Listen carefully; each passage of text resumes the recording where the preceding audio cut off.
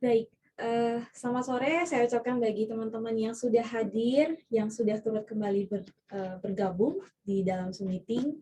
Di kolom panelis juga saya sapa, selamat sore Pak Made Wiriana, selaku Profesor dan juga tim, kepada Pak Andreas dan juga Pak Koko. Selamat sore juga saya sampaikan kepada Pak Brando dari pihak AMD. Ya, baik. Semoga sehat selalu ya semuanya. Baik, di acara kali ini kita tentunya didukung oleh sponsor utama, yaitu sponsor dari AMD. Terima kasih kepada pihak AMD yang telah mendukung acara webinar series Weekly Tech Talk kali ini. Dan tanpa berlama-lama lagi, saya akan mempersilahkan kepada Pak Brando sebagai perwakilan dari AMD untuk menyampaikan sepatah dua patah kata untuk sambutan. Kepada Pak Brando, saya persilahkan waktu dan tempatnya, Pak. Ya, terima kasih Mbak buat waktunya. Ya, selamat siang menjelang sore rekan-rekan sekalian. Terima kasih sudah datang di acara IWT 2020.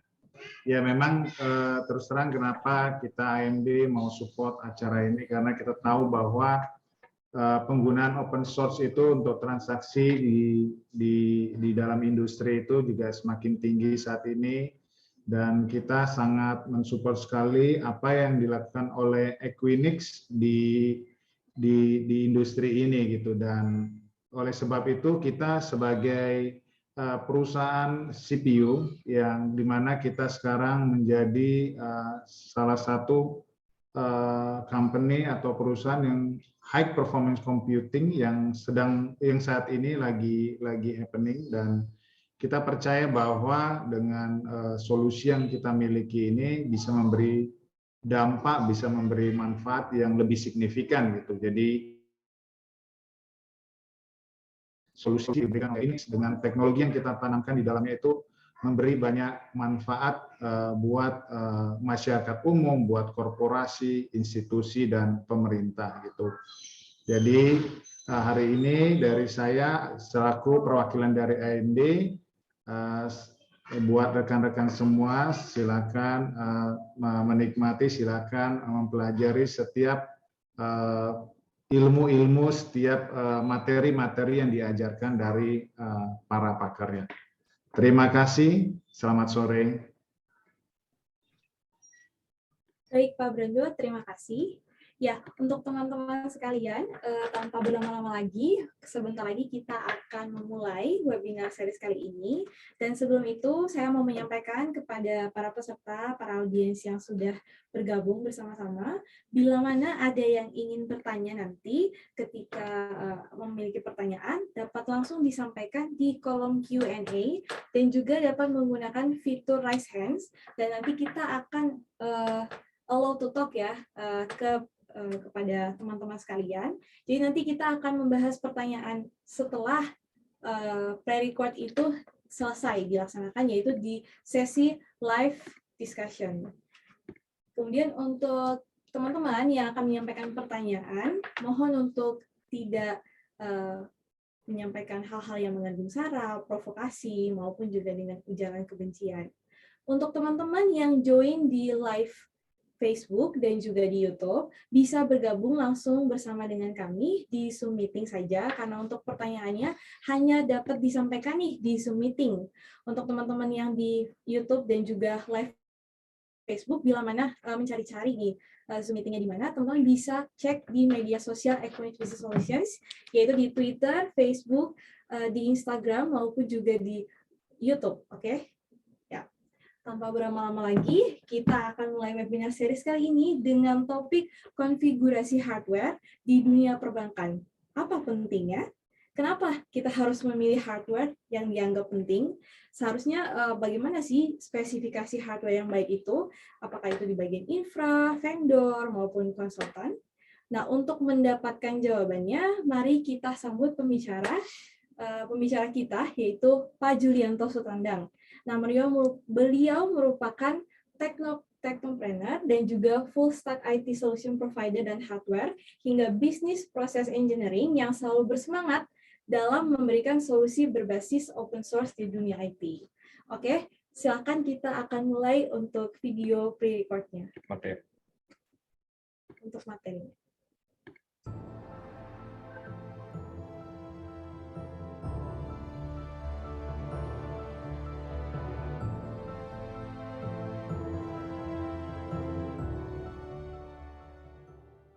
Hai, ketemu lagi dengan saya, Julianto Sutandang, di acara EWT2 22 di tahun 2022, pertama kalinya ini, tanggal 1 Juni, bertepatan dengan hari kelahiran Pancasila. Oke, kali ini kita akan membahas mengenai sebuah topik yang tidak kalah menariknya, yaitu konfigurasi hardware untuk PostgreSQL di lingkungan perbankan. Apa pentingnya? Oke, saya kira semua teman-teman tahu bahwa yang namanya software itu pasti akan membutuhkan hardware supaya dapat berjalan dengan baik. Tetapi bukan berarti software dengan hardware itu adalah dua hal yang berbeda ya.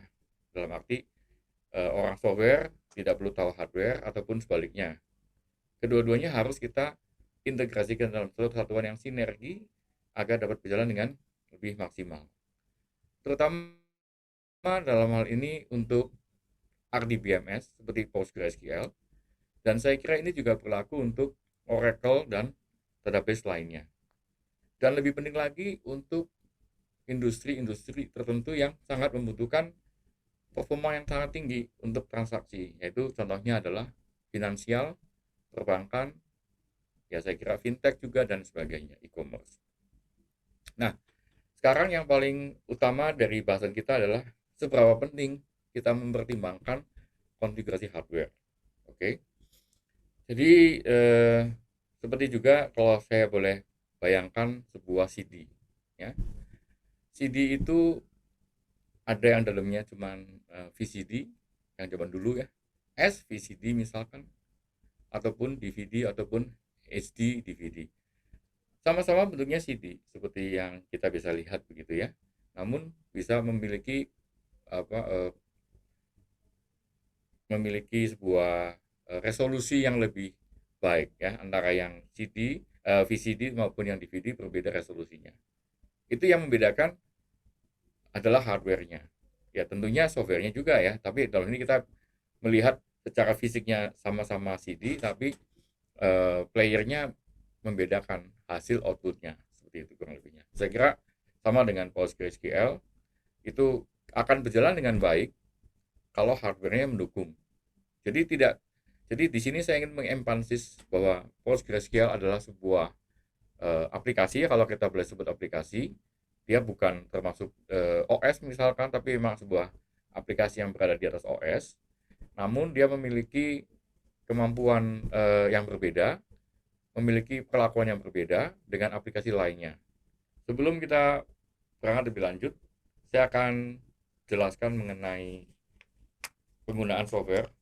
Saya kira teman-teman juga paham bahwa kita menggunakan IT system di berbagai kehidupan kita. Saya bagi menjadi 4 hal, yaitu sebagai kebutuhan bisnis, kemudian untuk kebutuhan akademis atau sains ya,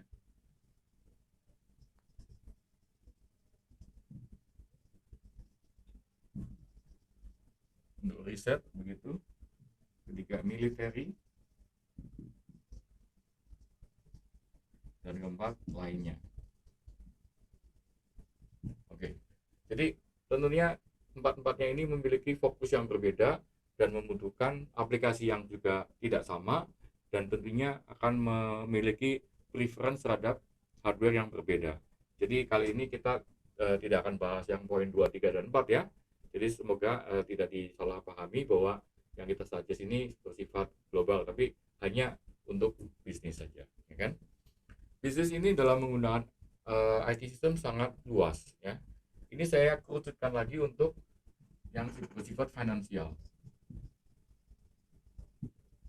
Sebuah aplikasi finansial itu sangat membutuhkan sebuah kemampuan database yang mampu melakukan penanganan transaksi ya. Jadi di sini konteksnya kita adalah transaction.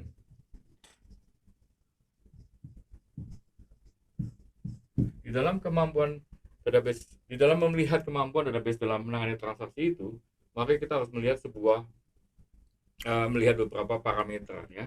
Parameter pertama adalah bagaimana database itu bisa melakukan penanganan transaksi yang sangat banyak, yaitu kemampuan dia dalam menangani concurrency.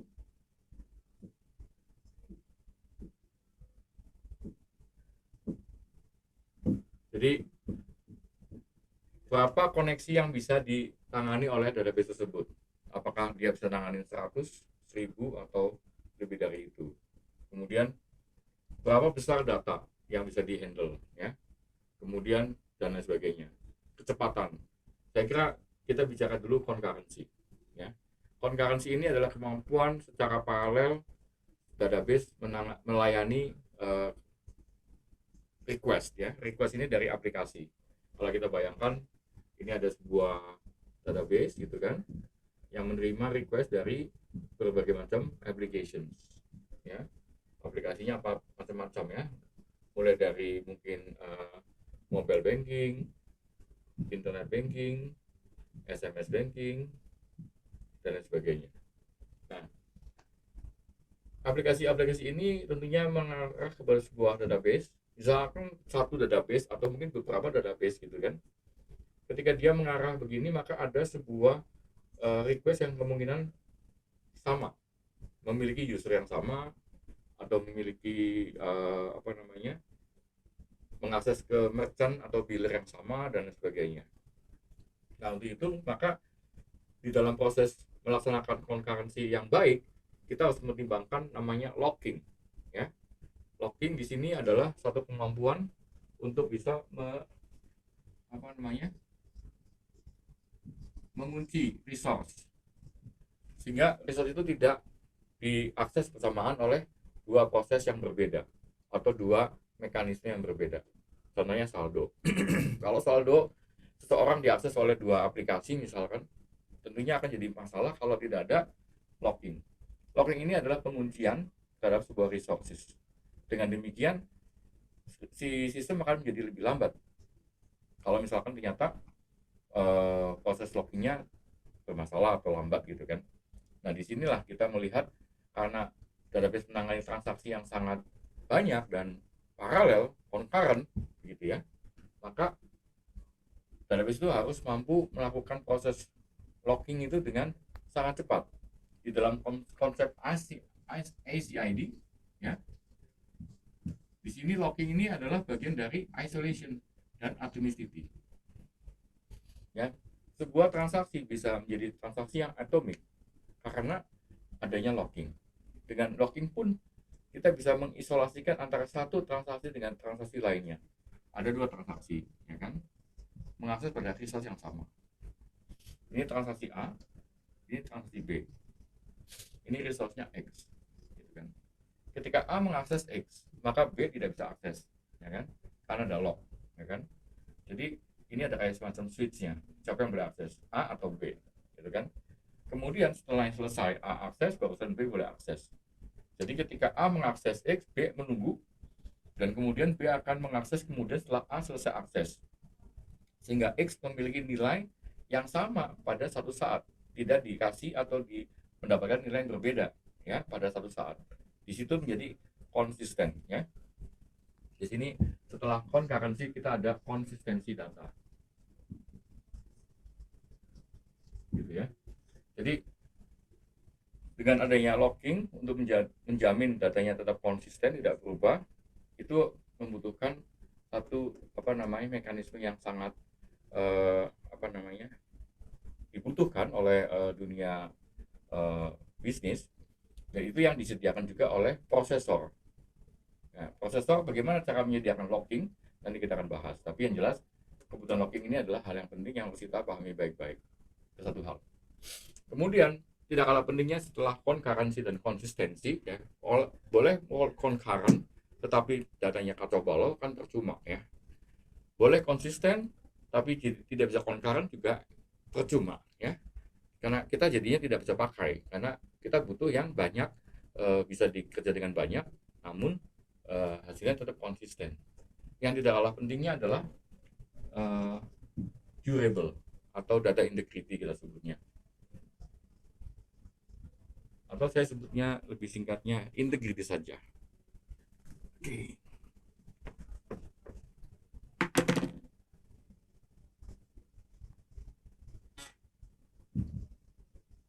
Jadi dengan integrity, kebutuhan integrity ini menjadi hal yang cukup penting.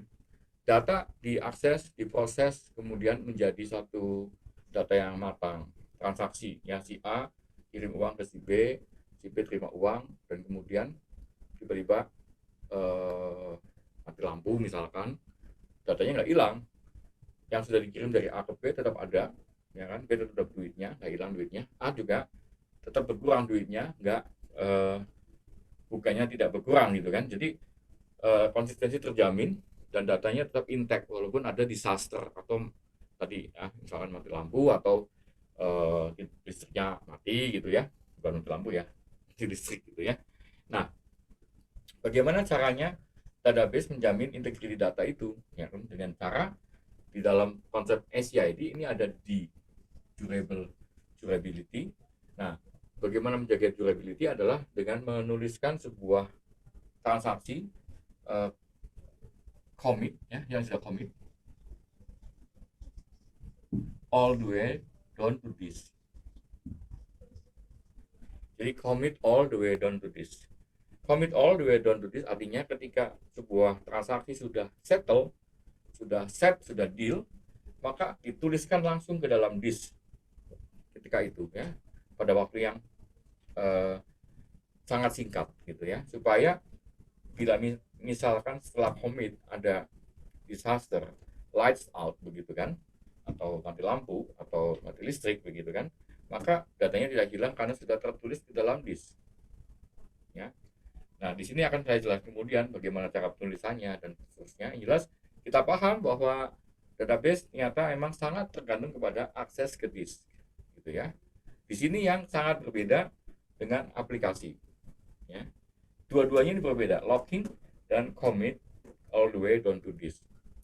Kalau aplikasi hampir tidak ada konteks locking yang cukup kompleks, karena ketika aplikasi itu bekerja, rata-rata dia bekerja secara eksklusif, tidak saling sharing data, tidak saling sharing resources. Walaupun ada aplikasi-aplikasi tertentu yang perlu sharing, namun itu tidak signifikan. Jadi kalau database itu cukup signifikan, karena database itu bekerja pada satu domain data yang sama ya. Saya hapus dulu sebentar.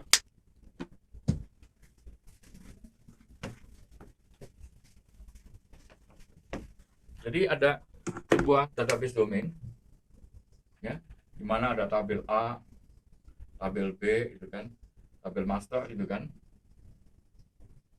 tabel transaksi gitu kan, dan lain sebagainya. Log apa misalkan tabel apa namanya, item detail gitu kan misalkan, dan lain sebagainya. Itu semuanya adalah satu kesatuan.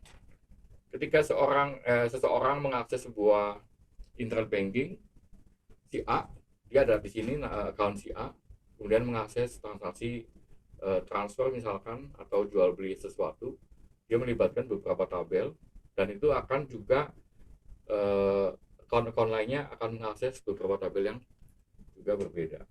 Oleh karena itu, maka database memang sangat membutuhkan sinergi ya dalam hal proses locking dan proses locking ini memberikan sinergi. Oke, jadi ada 2 poin, locking dan commit all the way to this yang menjadi titik utama kita. Saya akan hapus dulu. Jadi locking itu sendiri membutuhkan beberapa faktor ya. Pertama adalah locking itu artinya concurrent access, sehingga concurrency itu menjadi faktor number of core ya. Number of core. Kemudian setelah itu ketika sebuah resources itu akan diakses oleh 2 atau lebih proses, tentunya itu resource ada di dalam memori biasanya. Oleh karena itu dibutuhkan kemampuan si prosesor yang cepat mengaksesi resource supaya cepat dirilis juga. Di sini maka kita membutuhkan clock yang tinggi.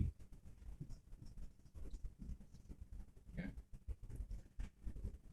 Kemudian juga di dalam proses locking ini ada biasanya proses sorting, seperti index, ya kan? DLL. Jadi dengan demikian kita membutuhkan clock yang tinggi dan mungkin jumlah core yang banyak. Jadi ada dua komponen, clock dari CPU, clock CPU ya, yang cukup tinggi, dan core untuk supaya proses locking resource yang terjadi di dalam database itu cepat rilis dan tidak terjadi lock contention. Ya. Jadi supaya kita menghindarkan apa yang disebut dengan lock contention. Ini komponennya dua, core sama clock CPU. Oke. Kemudian komponen kemudian adalah commit. Down to disk. Di sini karena commit down to disk, maka kita harus memiliki sebuah resource storage yang sangat cepat. Nah, PostgreSQL dan saya kira database lainnya sama di Oracle memiliki mekanisme penulisan data ke disk yang cukup efisien, ya, sehingga tidak semua data itu ditulis ke disk dan membutuhkan disk yang besar untuk menampung data transaksi ini. Ya, di sini kita ada yang disebut wall lock.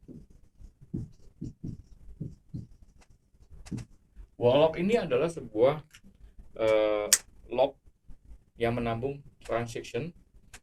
Wall ini singkatan dari write ahead logging, yang mana setiap kali transaksi itu committed, maka transaksi itu akan dituliskan di dalam wall log, bukan ke dalam repositori utama.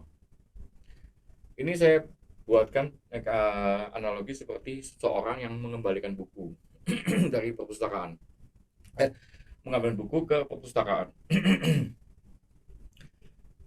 Si orang ini, si A itu akan menaruh bukunya kepada librarian, tidak taruh langsung ke rak, gitu kan, sehingga si orang ini akan cepat pulang, ya.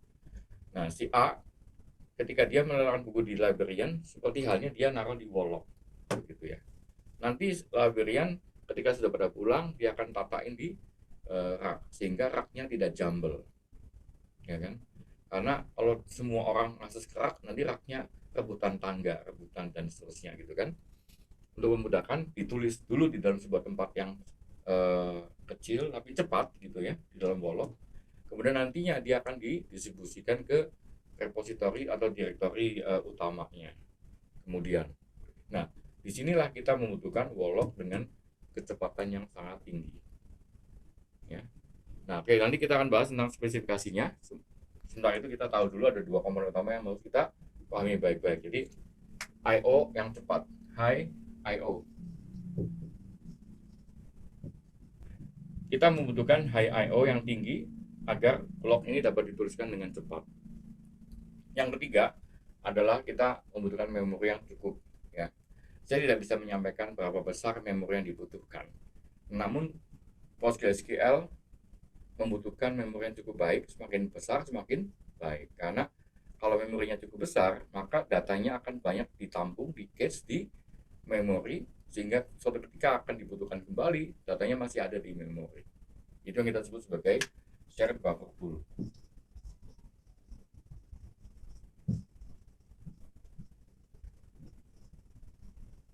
Dengan shared buffer pool yang cukup, ya, saya nggak bisa bilang besar karena kita nggak ada ukuran besarnya seberapa, ya. Maka ketika memori itu cukup banyak ada di menampung data dari database yang seharusnya ada di disk, gitu kan, maka untuk kebutuhan transaksi berikutnya itu akan sangat cepat, tidak perlu mengambil lagi ke dalam disk. Jadi ada 3 komponen tadi itu yang akan kita definisikan seperti apa spesifikasi hardware yang kita butuhkan.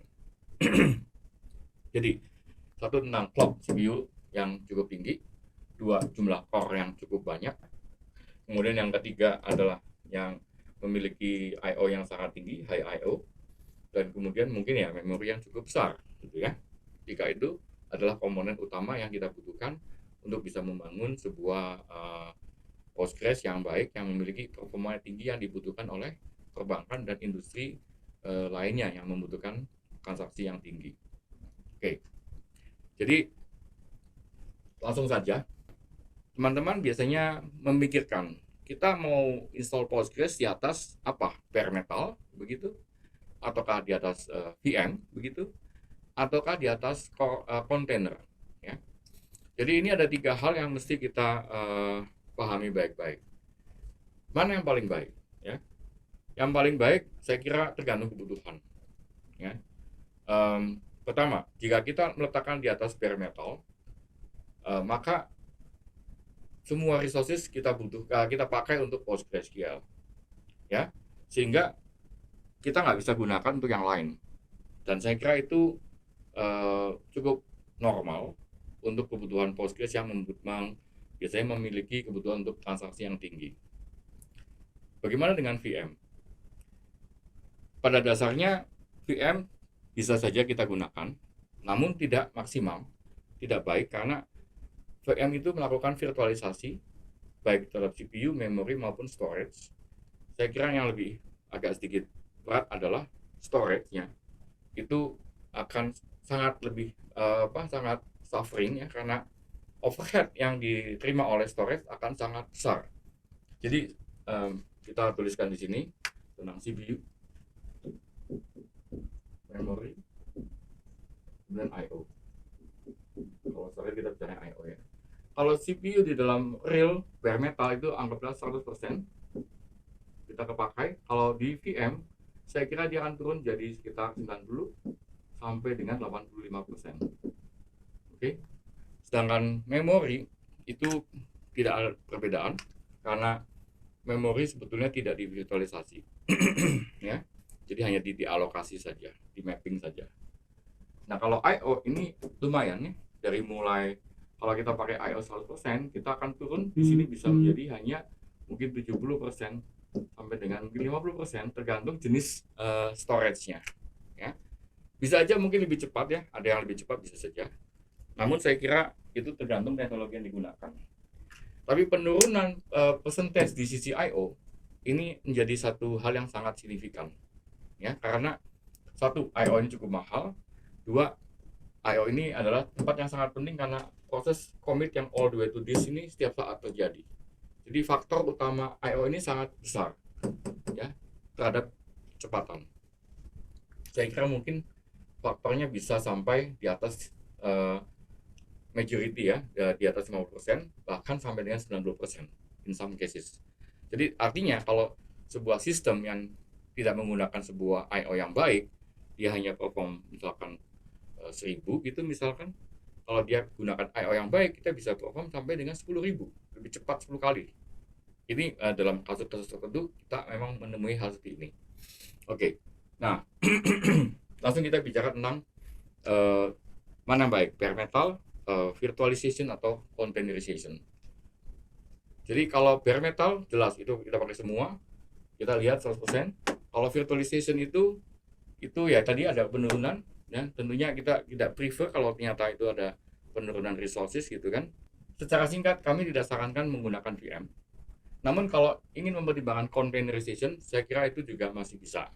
Karena ketika kita menggunakan container, sebetulnya secara CPU tidak ada penurunan, memori tidak ada penurunan, I/O pun sebetulnya tidak ada penurunan. Hanya penggunaan CPU-nya dibatasi. Yang tadinya kalau bare metal itu punya anggaplah 32 core gitu kan, bare metal. Terus kita bikin 2 kontainer 16. Jadi yang tadinya ada 32 core, kita bikin jadi 2 sistem, 2 host dengan 16 core dan 16 core begitu ya. Dan kedua-duanya most likely akan dapat berjalan secara maksimal, tidak ada penurunan dari segi memori maupun I/O.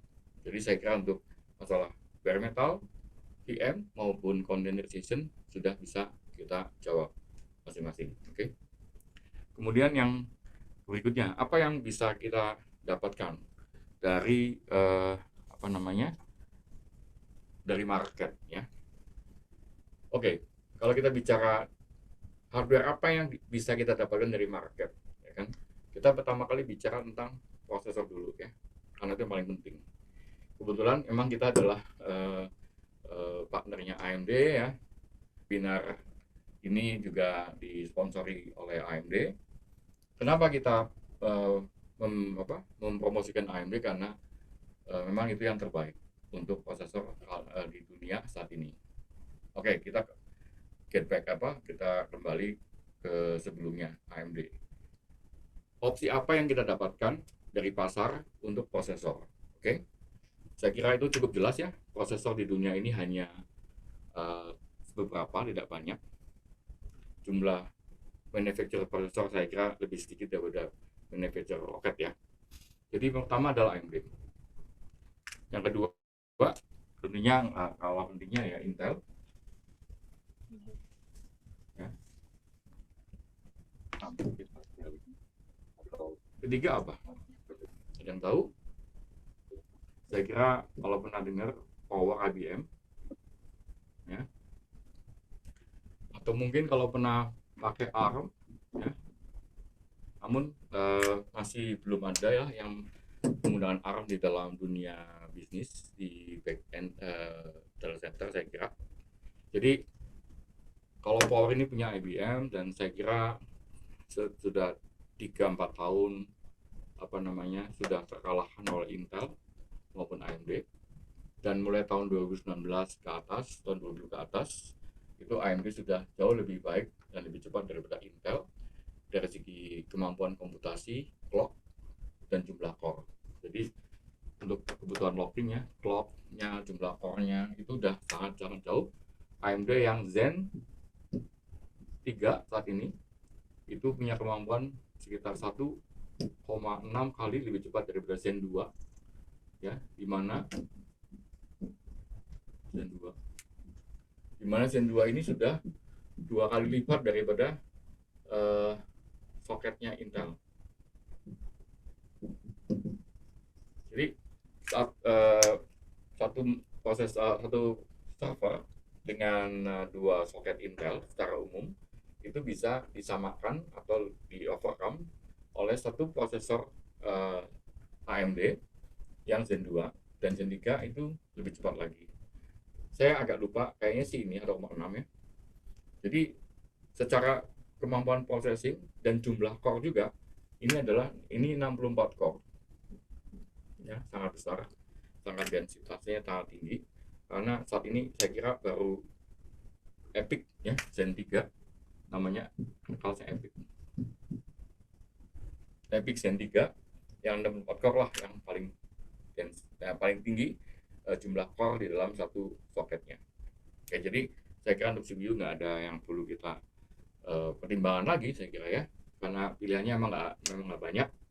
Jadi ini berdasarkan riset juga ya, bukan karena AMD adalah sponsor. Jadi kebalik ya, karena kita risetnya baik maka kita minta AMD jadi sponsor gitu ya. Nah kemudian tentang memori seperti apa? Memori saya kira nggak punya pilihan, tergantung motherboard yang kita miliki, apakah DDR4, DDR5 gitu kan. Semakin tinggi semakin bagus, karena motherboard itu kan tergantung juga kecocokan dengan prosesornya. Kalau prosesornya nggak cocok, nggak bisa mendukung tipe memori itu ya nggak bisa dipakai.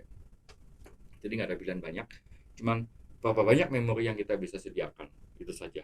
Saya kira itu juga tidak bisa besar-besar banget ya. Contohnya sebuah prosesor itu mampu mengedras memori 4 tera gitu kan. Apakah artinya kita bisa pasang 4 tera dalam satu mesin? Saya kira mungkin tidak, tergantung mesinnya. Ada motherboard yang support, ada motherboard yang tidak support, begitu ya. Jadi biasanya sih maksimal 1 tera gitu kan, atau 512 giga mungkin cukup, itu tergantung kebutuhan. Oke, kemudian yang berikutnya adalah disk ya, yang tidak kalah pentingnya adalah disk. Bagaimana dengan disknya? Apa pilihan kita? Untuk disk saya kira kita hanya punya pilihan saat ini, setahu saya yang paling cepat tuh ya NVMe ya. Disk yang bertipe NVMe. NVMe singkatan non volatile memory expression, yang merupakan sebuah konsorsium teknologi dari Intel dan kawan-kawannya untuk membuat sebuah flash disk yang diakses langsung menggunakan PCI Express. Jadi dia adalah SSD. Ini sebenarnya adalah istilah yang sudah lama ya, flash. Jadi sebuah flash disk yang sangat cepat karena tidak menggunakan satu jalur yang normalnya, tapi jalur yang lebih cepat yaitu menggunakan PCI Express. Nah, ini adalah sebuah disk yang kita butuhkan untuk menjamin kecepatan I/O dari Postgres yang kita akan pasang untuk kebutuhan high performance transaction system. Seperti apa modelnya? Saya kira saya nggak bisa memberikan acuan tentang produknya apa, karena ini juga sudah banyak di pasaran. Saya kira bisa pilih yang tipenya dari berbagai macam ya, bisa dari Samsung, dari saya kira Intel juga ada dan sebagainya. Nah, yang jelas dengan NVMe ini kita bisa mendapatkan kecepatan I/O throughput yang sangat tinggi.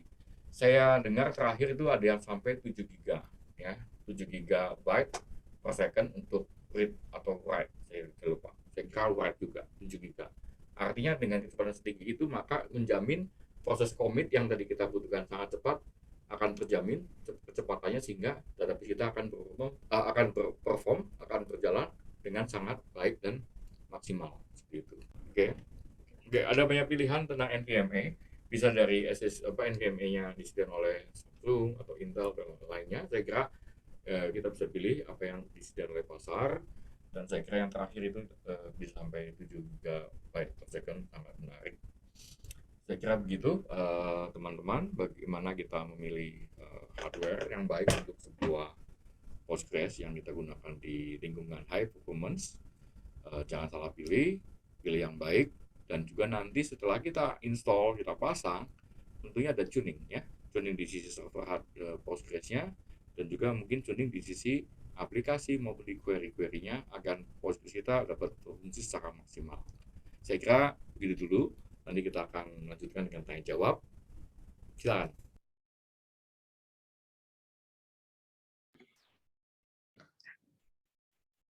Ya, baik. Itu tadi materi yang dibawakan oleh Pak Julianto.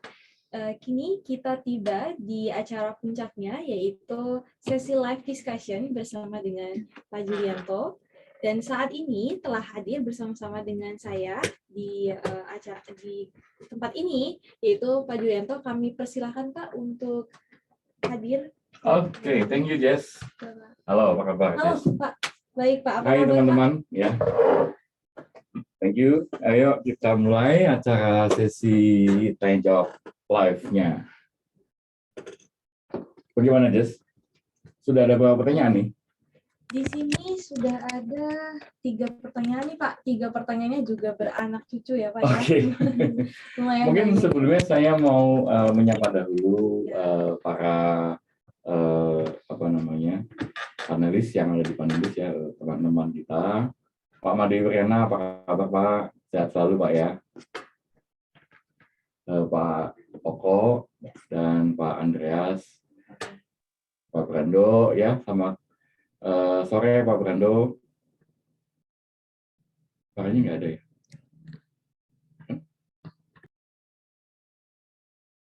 Pak ya. Mungkin kalau karena ada Pak Made, ada masih ada kan Pak Made? Ya, ada Pak, ada bersama. Saya mungkin minta izin ke Pak Made, kebetulan beliau hadir di acara ini ya. Saya mohon mungkin Pak Made dapat memberikan dua patah kata terkait materi yang kita sampaikan. Mungkin ada masukan dari Pak Made. Monggo Pak, silakan.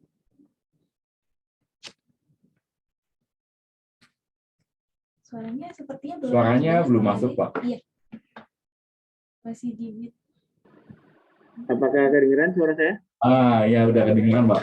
Saya pakai mikrofonnya Pak. Lagi ada kesibukan. Oke, siap. Oke. Menarik ya temanya. Artinya ketika kita bicara solusi database itu, pemahaman kita terhadap perangkat kelas dan sistem secara keseluruhan itu perlu dimiliki. Nah, tentu saja yang agak membedakan ketika kita menggunakan solusi open source atau tidak adalah sejauh mana kita bisa men-tweaking terhadap hardware yang kita miliki. Gitu. Ya, Karena ya. kita open source, batasnya itu ya tinggal pengetahuan kita dan kemampuan. Oh, saya tahu lah, saya punya source code-nya, hardware saya kayak giniin, tadi begini kan akan lebih optimal, segala macam. Itu kita mungkin dilakukan apabila solusi kita itu memang open source, karena kita punya source code-nya. Artinya, kalau kita punya source code itu kita bisa dan boleh melakukan optimasi di level source code. Berbeda dengan ketika kita membangun solusi database, kita paham hardware-nya, kita tahu OS-nya, tapi kita tidak punya source code-nya. Artinya secara kita tidak bisa dan tidak boleh melakukan optimasi di level tersebut walaupun kita tahu. Nah, jadi di sini ada dua hal. Di satu sisi kita juga harus memiliki kepemahaman kesisteman secara keseluruhan. Hardware itu bagaimana bekerjanya, OS-nya bagaimana, beda virtualisasi dan lain sebagainya. Kedua, solusi apa yang kita pilih, proprietary atau open source, itu memberikan keluasan kita dalam men-tweaking around, meningkatkan performance sesuai dengan keterbatasan. Ini yang terkadang kita agak lupa ketika memilih solusi gitu. Bahwasanya ketika kita memilih suatu solusi yang sifatnya proprietary, maka kita memiliki keterbatasan ini. Nah, justru disinilah perusahaan-perusahaan lokal di Indonesia dapat berperan meningkatkan komponen dalam negeri, di mana komponen dalam negeri itu bukan berupa barang, tapi berupa know-how atau knowledge. Jadi kan kalau kita bicara komponen sistem itu bukan semuanya ditambahin ada colokannya segala macam, itu komponen perangkat keras. Tapi di dalam software justru komponen berupa knowledge lah yang bisa meningkatkan rasio dari komponen dalam negeri yang ada. Jadi di sinilah kemungkinan dengan menggunakan solusi open source kita bisa meningkatkan komponen dalam negeri. Di samping itu tadi, kita bisa tahu banget dengan detail apa yang terjadi dengan perangkat keras kita. Istilahnya kita bisa memasang instrumentasi atau software tambahan untuk melihat sinergi yang terjadi. Kita bisa menerapkan istilahnya beban sesuai pattern kita, dan kita bisa ukur. Nah, ini yang terkadang sangat sulit kalau kita hanya menggunakan proprietary solution. Ya mungkin kalau kita pakai proprietary solution, kita harus tambah untuk tracing, tambah biaya lagi, gitu. Tambah software lagi supaya bisa tracing, gitu. Ya bisa, tapi tambah lah. Ataupun belum tentu boleh juga, kadang yang masalah punya duit tapi nggak boleh kan, ya susah juga gitu. Jadi soalnya Pak ya. Itu sangat dibutuhkan, dan kembali lagi ke solusi yang kita gunakan. Terima kasih Pak. Terima kasih Pak Made. Ya, terima kasih. Demikian pendapat dari Pak Made dari Gunadarma. Mungkin dari teman-teman yang lain, dari panelis lainnya Pak Koko dan Pak Andreas ada yang mau ikut menyampaikan, silakan.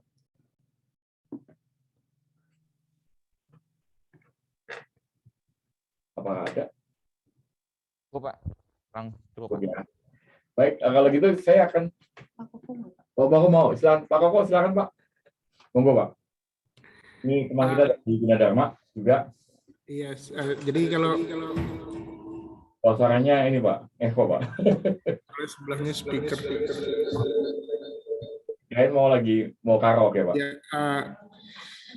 jadi sebetulnya nggak jauh beda sih dari Pak Made sih, cuma ya salah satunya juga terhadap jumlah core ya. Kalau kita kadang-kadang pakai yang proprietary kan kita sangat tergantung terhadap jumlah core ya gitu kan. Jadi kalau kita pakai open source itu salah satu enaknya ya kita nggak usah mikirin core gitu. Kalau tiba-tiba kita misalnya ngembangin pakai 20 core gitu, ternyata kurang kan gitu kan. Kalau kita pakai open source kita mau nambah 20 core lagi ya tinggal nambah aja gitu kan. Kalau kita di proprietary kan kita nambah core ya lisensinya nambah lagi gitu kan.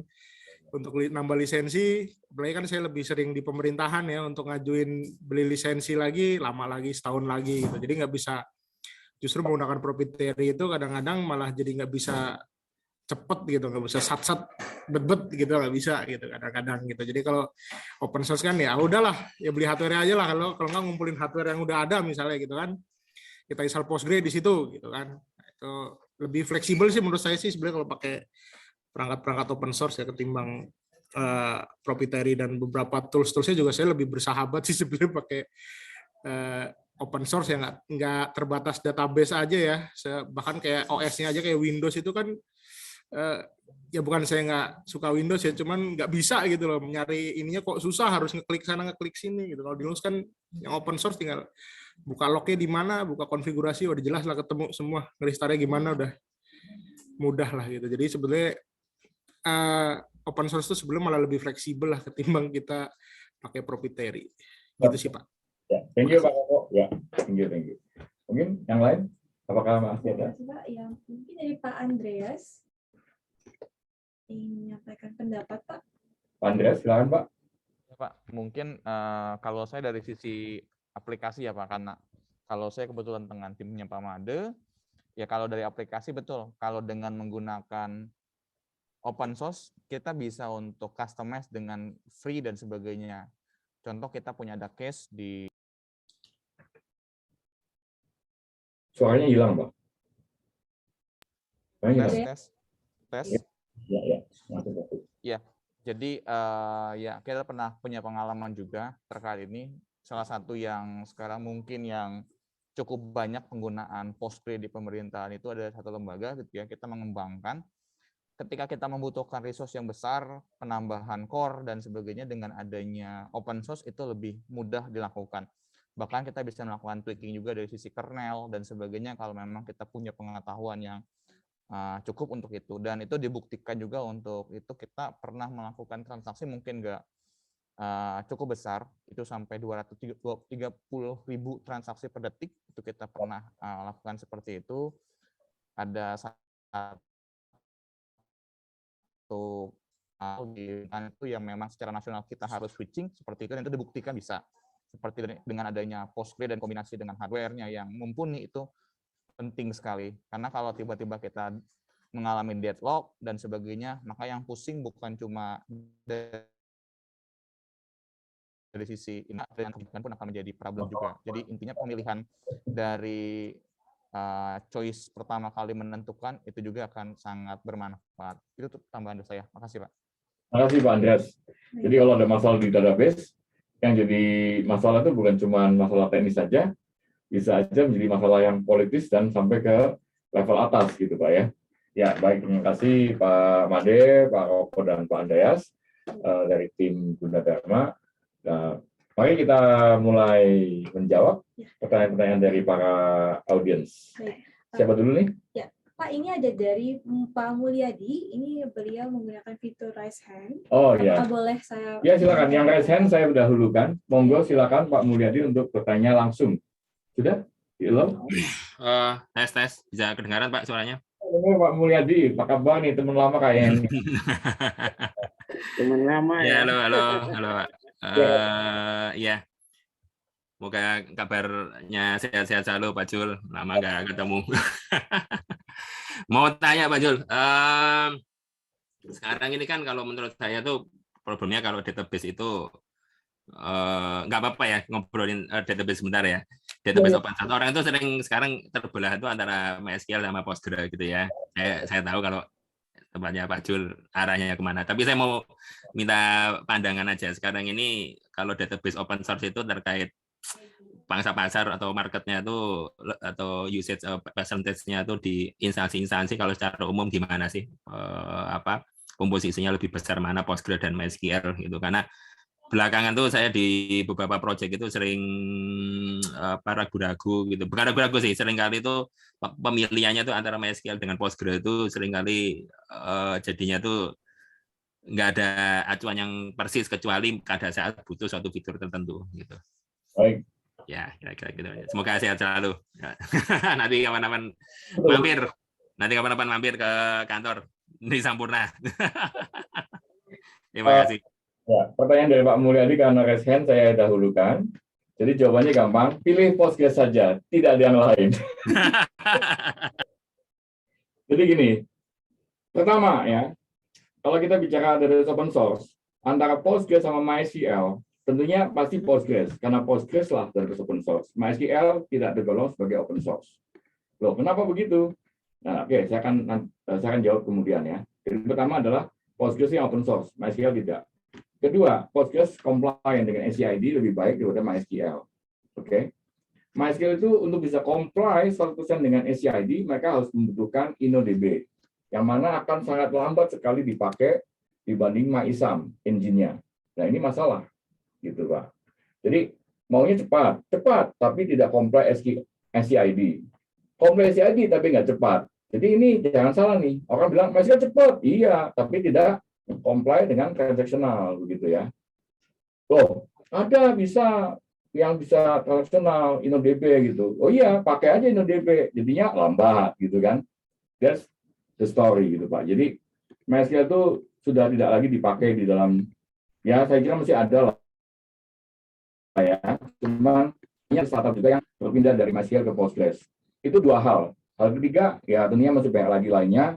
Yang jelas sebagai database transaksional yang berkelas enterprise dan apalagi itu open source, saya kira hari ini hanya ada Postgres dan turunannya Pak. Turunannya banyak, dari mulai yang komersial, dari mulai yang di cloud service kayak Google Cloud SQL dan sebagainya. Jadi semuanya itu adalah Postgres dan turunannya. Apakah sudah cukup menjawab, Pak Nur? Pak, nanti lanjut tanya, ngobrol-ngobrol langsung. Jadi, oh ya, satu lagi yang tadi belum saya sampaikan. Kenapa MySQL tidak disebut sebagai open source?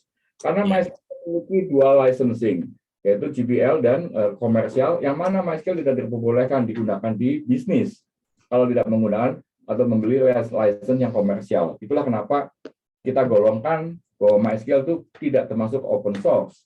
Sebetulnya, Pak, dan mungkin teman-teman juga perlu perhatikan juga, tidak semua open source itu open source. Nah, ini ada topiknya nih, kita akan bahas di minggu berapa nih kita akan bahas ya. Jadi, kalau kita memahami bahwa ada software yang kita bisa download gratis pakai gratis open source, itu salah besar. Salah besar. Karena apa? Kalau software itu dibolehkan kita pakai, tapi kita hanya pakai untuk coba-coba, ya itu namanya bukan open source, Pak. Karena ada udang di balik mirong ya. Kalau batu kan nggak enak, mirong enak gitu kan ya. Jadi, kalau kita mau bicara compliant open source, ada beberapa hal. Salah satunya adalah kita bisa cek di opensource.org, ya kan? Di situ ada compliant list-nya, ada license-nya yang akan kita cocokkan. Tidak ada di MySQL. Jadi MySQL comply secara GPL-nya karena dia pakai GPL, tapi ketika dia dipakai komersial ada persyaratannya. Ya, apalagi sekarang dimiliki oleh Oracle. Jadi kalau kita pakai MySQL di komersial, itu subject to to bisu ya, dituntut oleh Oracle itu. Bahaya, Pak. Jadi sebaiknya ya kita hindarkan penggunaan MySQL. Lain ceritanya kalau MariaDB ya, saya belum cek lagi apakah dia membeli compliant yang 100% dengan open source di sisi license-nya maupun penggunaannya. Seperti itu kira-kira Pak Mul. Gimana Bro? Apakah sudah cukup menjawab? Sudah, terima kasih Pak Bajul. Oke, kita beralih pada pertanyaan berikutnya. Ya Pak. Saat ini ada 4 nih pertanyaan Pak dari kolom Q&A, ada juga pertanyaan di kolom chat. Sebaiknya ini saya bacakan atau langsung tektokan saja nih Pak? Dibacakan saja, saya udah kejauhan itunya bacanya, jadi nggak bisa saya baca. Ini dari Pak Sigit Nugroho Pak. Pak Sigit Nugroho. Iya. Izin blur tuh kan? Silakan, Pak Sigit dari mana? Tidak disampaikan ini Pak, mungkin dari Pak Sigit. Iya, oke. Bisa menyampaikan ini Pak Sigit dari Oke, langsung aja. Pak. Ya. Apa yang bisa menjadi hambatan dalam konfigurasi hardware untuk PostgreSQL di perbankan dan bagaimana konfigurasi tersebut bisa efektif dan efisien nih Pak? Oke. Pertanyaan yang cukup susah nih, gitu kan. Setelah tadi kita jelaskan, itu sangat clear sebetulnya. Clock, core, kemudian penggunaan I/O dan memori. Jadi kalau secara technical wise tidak ada hambatan seharusnya ya. Mungkin hambatan-hambatannya mungkin muncul dari budget gitu kan. Kalau budget saya kira harga prosesor dan mesin tuh kita bisa atur lah. Apa misalkan kalau brand A lebih mahal, cari brand B yang tidak terlalu mahal gitu ya. Mungkin satu budget ya saya kira ya. Kedua mungkin ketersediaan si hardware itu sendiri ya. Mungkin kita mau beli yang ini, barangnya nggak ada karena shortage chip gitu kan. Saya kira itu yang paling jadi masalah ya. Jadi untuk efektif dan efisien justru itu kalau kita memilih hardware yang tepat pasti akan sangat efektif dan efisien. Terutama lagi jika kita sudah install Postgres-nya ataupun RDBMS-nya dengan tuning yang sesuai. Saya kira itu terbaik ya. Karena misalnya kita sudah tuning terbaik di sisi software-nya atau Postgres-nya, namun ternyata ada keterbatasan di sisi hardware-nya. ya otomatis susah juga nih. Contohnya misalkan clock gitu kan. Kita anggap kita udah punya mesin dengan clock 2 GHz gitu kan. Dapatnya mungkin 1000 TPS begitu ya. Nah, kalau kita bisa naikkan clocknya lebih dari 2 giga, bisa 2,5 giga gitu kan, itu kecepatannya akan naik lebih banyak. Kenapa? Karena kontensinya menurun. Jadi ketika clocknya 2 giga, itu CPU usage-nya kecil banget nih, nggak bisa sampai mentok. Begitu clocknya kita tinggikan, itu akan lebih tinggi lagi penggunaan CPU-nya. Karena clock kontensinya cepat selesai, cepat di-resolve. Begitu. Mungkin itu Pak Sigit jawabannya, apakah cukup jelas? Kalau misalkan Pak Sigit mau tanya lagi, silakan. Atau ingin langsung raise hand, Pak, boleh, kita bisa ngobrol langsung. Ya. Mungkin nanti dari Pak Sigit bisa menuliskan ya komentar di kolom chat. Ya. Kemudian pertanyaan selanjutnya ini Pak, dari Pak Budi Hertanto. Ya. Dia menanyakan, kalau ada keterbatasan budget, mana yang lebih diprioritaskan? Clock, core, atau I/O? Oke, kalau ada keterbatasan budget, ini pertanyaan sangat menarik gitu kan, karena sangat nyata gitu kan. Karena budget itu sesuatu yang harus kita pertimbangkan dengan baik, tidak bisa kita tidak consider. Clock, core, atau I/O. Jadi saya kira I/O itu yang paling utama, Pak, ya, karena I/O itu yang paling menjadi bottleneck. Jadi kalau kita punya budget yang tertentu, kita coba afford di I/O dulu, gitu kan? Karena I/O itu adalah stopper, potensial stopper yang cukup besar. Nah, setelah I/O-nya sudah oke, kita bisa naikkan di clock-nya, ya. Karena core banyak, tapi clock-nya kecil, ya jadinya ngantri juga. Tapi kalau clock-nya tinggi, core-nya sedikit juga, sebetulnya nggak efektif juga, tidak terlalu efektif. Namun, ini seperti ayam dan telur ya, antara clock dan core. Perbedaannya berapa banyak nih? Kalau clock-nya 2 giga sampai 2,5 giga, itu cukup signifikan, gitu kan? Atau 2 giga sampai 3 giga apalagi. Tapi kalau core-nya itu 10/820, ya jelas itu juga signifikan juga jumlah 20 core ya. Jadi saya nggak bisa memastikan antara clock dan core. Tapi kalau jumlahnya tidak terlalu banyak, tidak terlalu berbeda, saya kira clock duluan, kemudian dosen core. Kira-kira seperti itu, Pak. Kalau Pak Budi masih ada yang lagi mau nanya, silakan di-reply ataupun raise hand, mungkin kita bisa tektokan. Nah, gimana, Jess? Apalagi, Jess? Ya, kemudian ada pertanyaan lagi dari Pak Yong Ong. Ini ada 3 pertanyaan nih, Pak. Mau dibacakan satu-satu? Satu-satu, ya, boleh. Oke. Pertanyaan yang pertama, Pak, untuk proses locking ditentukan oleh core, clock, CPU, dan high I/O. Yaitu pertanyaan pertama, apakah ada rumus baku untuk penentuan spesifikasi hardware dan workload tertentu? Oke. Locking itu sebetulnya constraint-nya clock ya. Jadi tidak serta-merta ada core dan itu I/O-nya gitu kan. Jadi clock itu hanya kalau kita naikkan clock-nya, maka potensial load kontensinya akan berkurang. Seperti itu. Itu yang pertama ya. Yang kedua apa tuh tadi? Yang kedua, apakah penentuan tersebut berbanding lurus bila terjadi penambahan workload? Apakah tidak bisa hanya upgrade salah satu faktor di atas? Ya, jadi salah satu saja di upgrade itu sudah meningkatkan performance. Dan apakah berbanding lurus? Tentunya tergantung mana yang mau kita naikkan. Kalau kita naikkan rata-rata dari 3 hal tadi itu tidak berbanding lurus. Artinya kalau kita naikkan 2 kali lipat, bukan 2 kali lipat workload yang kita bisa crunch, yang kita bisa makan gitu, tapi mungkin bisa 5 kali lipat. Jadi perbandingannya eksponensial sebetulnya, tidak linear. Kalau lurus itu linear, gitu kan. Jadi kita nambah clock dari 2 giga menjadi 2,5, itu sudah bukan cuma nambah yang jadi cuma 1/4 kecepatannya, tapi mungkin bisa sampai 2 kali bisa jadi, gitu kan. Jadi semuanya tidak berbanding lurus dan tidak perlu di-upgrade semuanya, hanya perlu satu pada suatu saat untuk kita bisa mendapatkan peningkatan performance. Itu pertanyaan kedua ya. Yang ketiga, mungkin bisa diberikan contoh use case-nya, Pak. Use case-nya tadi sudah dijelaskan. Jadi kalau contohnya paling gampang tuh ya sebetulnya adalah, dan ini paling murah, adalah mengganti disk yang tadinya bukan NVMe menjadi NVMe. Ya. Itu performance-nya akan boost, mungkin bisa sampai 10 kali, kadang malah 20 kali. Kalau sebelumnya pakai magnetik, itu mungkin bisa sampai 20 kali. Kalau menggunakan SSD mungkin 5 kali juga bisa. Jadi tergantung juga asalnya apa ya. Kalau asalnya lebih lambat, yang jauh lebih lambat kayak magnetic disk gitu kan, kita gantikan pakai NVMe, itu akan boost sampai 10-20 kali. Perlu diingat sebetulnya yang perlu kita ganti dengan NVMe itu bukan semua direktorinya ya, bukan semua data direktorinya, tapi cukup wall dirinya saja. Gitu. Ya Pak, Ya. ini pertanyaan ketiga. Apakah ada pengaruh terhadap workload kita bila kita menggunakan sebagai contoh CPU AMD 1 soket 16 core dengan 2 soket 8 core? Bila iya, dapatkan diberikan best practice-nya untuk penggunaan konfigurasi tersebut. Oke. Jadi kalau kita menggunakan 1 soket dengan 2 soket, sama-sama jumlah core sama, mana yang lebih bagus, gitu kan? Ini pertanyaan cukup tricky ya. Jadi kalau boleh kita sarankan, gunakan gunakan core yang berada pada soket yang sama. Oke. Ini saya perlu elaborasi ya. Saya akan gambarkan.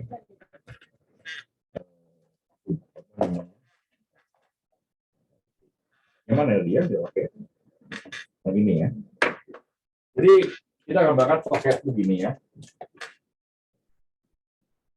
Nah, di dalam satu soket itu ada beberapa core. Ya. Saya buat 6 dulu deh.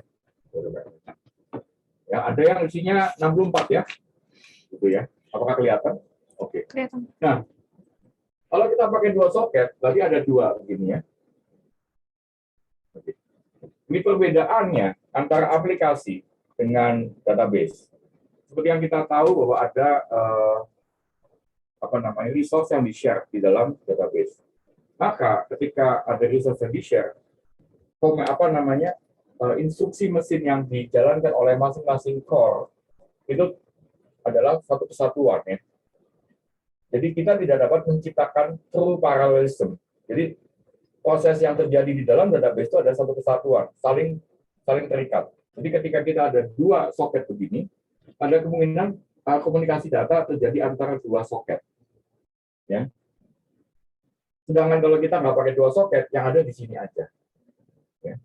Nah, di sini di dalam masing-masing core, most likely dia punya komunikasi data yang sangat intensif di dalamnya. Ya.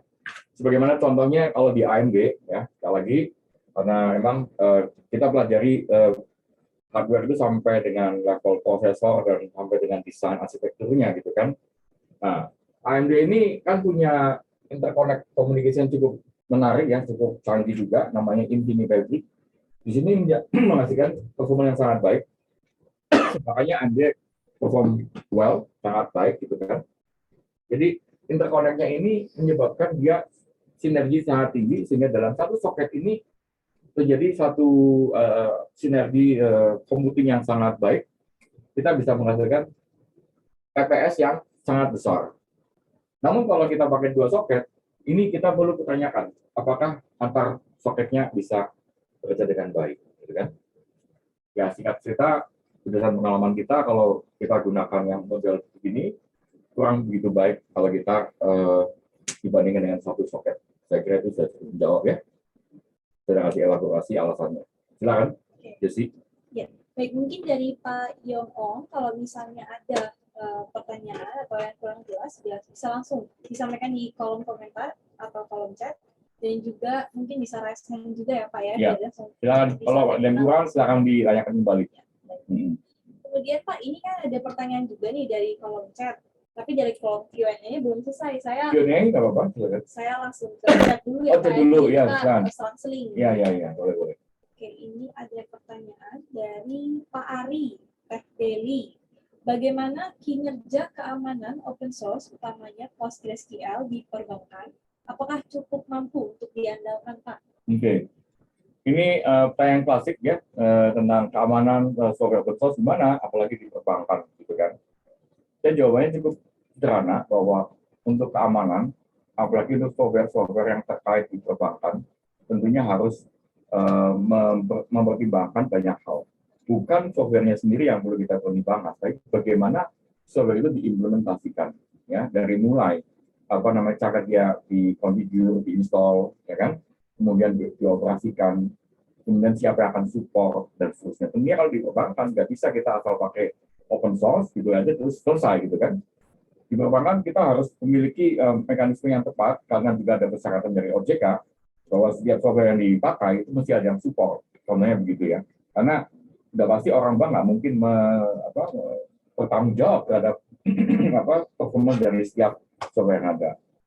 Jadi saya kira untuk masalah keamanan dan lainnya dan operasionalnya sekali dan semuanya itu harus ada vendor, ya, ada vendor yang melakukan proses assessment, installation, kemudian configuration, kemudian sampai dengan proses-proses hardening, gitu kan, pengamanan database itu terhadap kemungkinan breach yang ada, gitu kan. Jadi bukan, sekali lagi bukan softwarenya sendiri, ya. Apalagi itu bukan software security, jadi bukan subject to question di softwarenya, tapi subject to question di who and how it implemented, gitu kan. Saya kira itu sudah cukup menjawab pertanyaannya. Yes. Baik, terima kasih Pak. Ya. Ini juga udah ada tanggapan dari Pak Yon ya. Kalau beliau sudah mengerti dan memahami, terima kasih Pak. Kemudian untuk pertanyaan selanjutnya dari kolom chat, ada Pak Raditya dari HWM. Ada 2 pertanyaan Pak, saya bacakan satu-satu ya Pak. Yeah. Lembaga pemerintah mana yang paling banyak menggunakan open source atau PostgreSQL? Itu pertanyaan yang gampang-gampang susah. Saat ini saya yakin sudah banyak sekali lembaga pemerintahan yang menggunakan PostgreSQL, baik yang untuk menjadi klien kami maupun yang bukan klien kami. Saya kira juga teman-teman di tempat lain juga sudah melaksanakan itu yang tadi disampaikan oleh Pak Andreas dan Pak Koko ya. Jadi sudah banyak. Kalau ditanya yang mana, saya kira saya hanya sebut lembaga keuangan lah ya. Jadi ada banyak itu pilihannya, cukup banyak adopsinya. Semoga semakin lama semakin banyak sehingga kita terbebas dari vendor login, dari pengaruh teknologi asing begitu ya. Baik Pak, untuk pertanyaan kedua, ya. Tuntutan terbanyak di perbankan untuk open source seperti apa? Misalnya dari segi keamanan, kecepatan, dan lain-lain. Yes, itu sedikit melenceng dari topik sebetulnya, tapi nggak apa-apa. Nggak apa-apa. Karena itu ada topik lagi tuh yang dibahas tuh, ya kan? Apa yang menjadi tuntutan pihak perbankan, korporasi dalam adopsi open source? Tentunya bukan harga ya, bukan biaya. Jadi alasan utama perbankan memilih open source itu apa gitu kan? Terus terang ya itu adalah pertanyaan misteri ya. Yang jelas memang saat ini sudah banyak sekali perbankan yang menggunakan open source, ya kan? Tentunya mereka menggunakannya tidak dengan serta-merta ya, dengan pertimbangan sangat ketat ya. Salah satunya adalah memastikan bahwa implementasinya itu aman, ya kan? Ada yang menjamin, ada vendor yang bertanggung jawab dan seterusnya, supportnya 24 jam dan seterusnya, gitu kan? Karena sebagai vendor ya, kita belum pernah jadi end usernya, gitu kan? Alasan utamanya apa yang jadi pertimbangan? Ya, menurut kami perbankan menggunakan open source itu adalah ingin memiliki alternative solution. Karena kita memahami bahwa proprietary software ini semakin lama semakin mengunci, gitu kan, semakin mengunci. Jadi itulah juga alasan kami melaksanakan pekerjaan kita sebagai alternative software, alternative solution provider di IT. Adalah kita memahami semakin hari ini kan solusi yang diberikan dari provider itu semakin mengunci, gitu kan. Apa-apa mesti bayar lagi, apa-apa mesti bayar lagi. Kok nggak bilang dari awal, kok ini suruh bayar, tiba-tiba setelah dipakai kok suruh bayar, begitu dan seterusnya. Itu kan secara bisnis kurang menyenangkan ya, gitu ya. Mungkin sudah contoh aja bahwa adopsi penggunaan software proprietary di negara berkembang di Indonesia itu jauh lebih besar daripada di negara maju loh, gitu kan. Karena kita kadang merasa tidak ada pilihan, padahal kita punya banyak pilihan, gitu ya. Jadi saya kira mungkin itu yang paling utama ya, karena pasti kalau ngomong duit ya tentunya tidak pernah ada kekurangan kalau bank masalah uang ya. Jadi memang walaupun namanya bisnis, by the end balik-baliknya nanti ujung-ujungnya uang juga ya. Ujung-ujungnya lebih murah gitu ya. Namun yang pertama pasti adalah keamanan yang diutamakan dan kebebasan. Saya kira itu adalah sebuah nilai yang sangat mahal ya.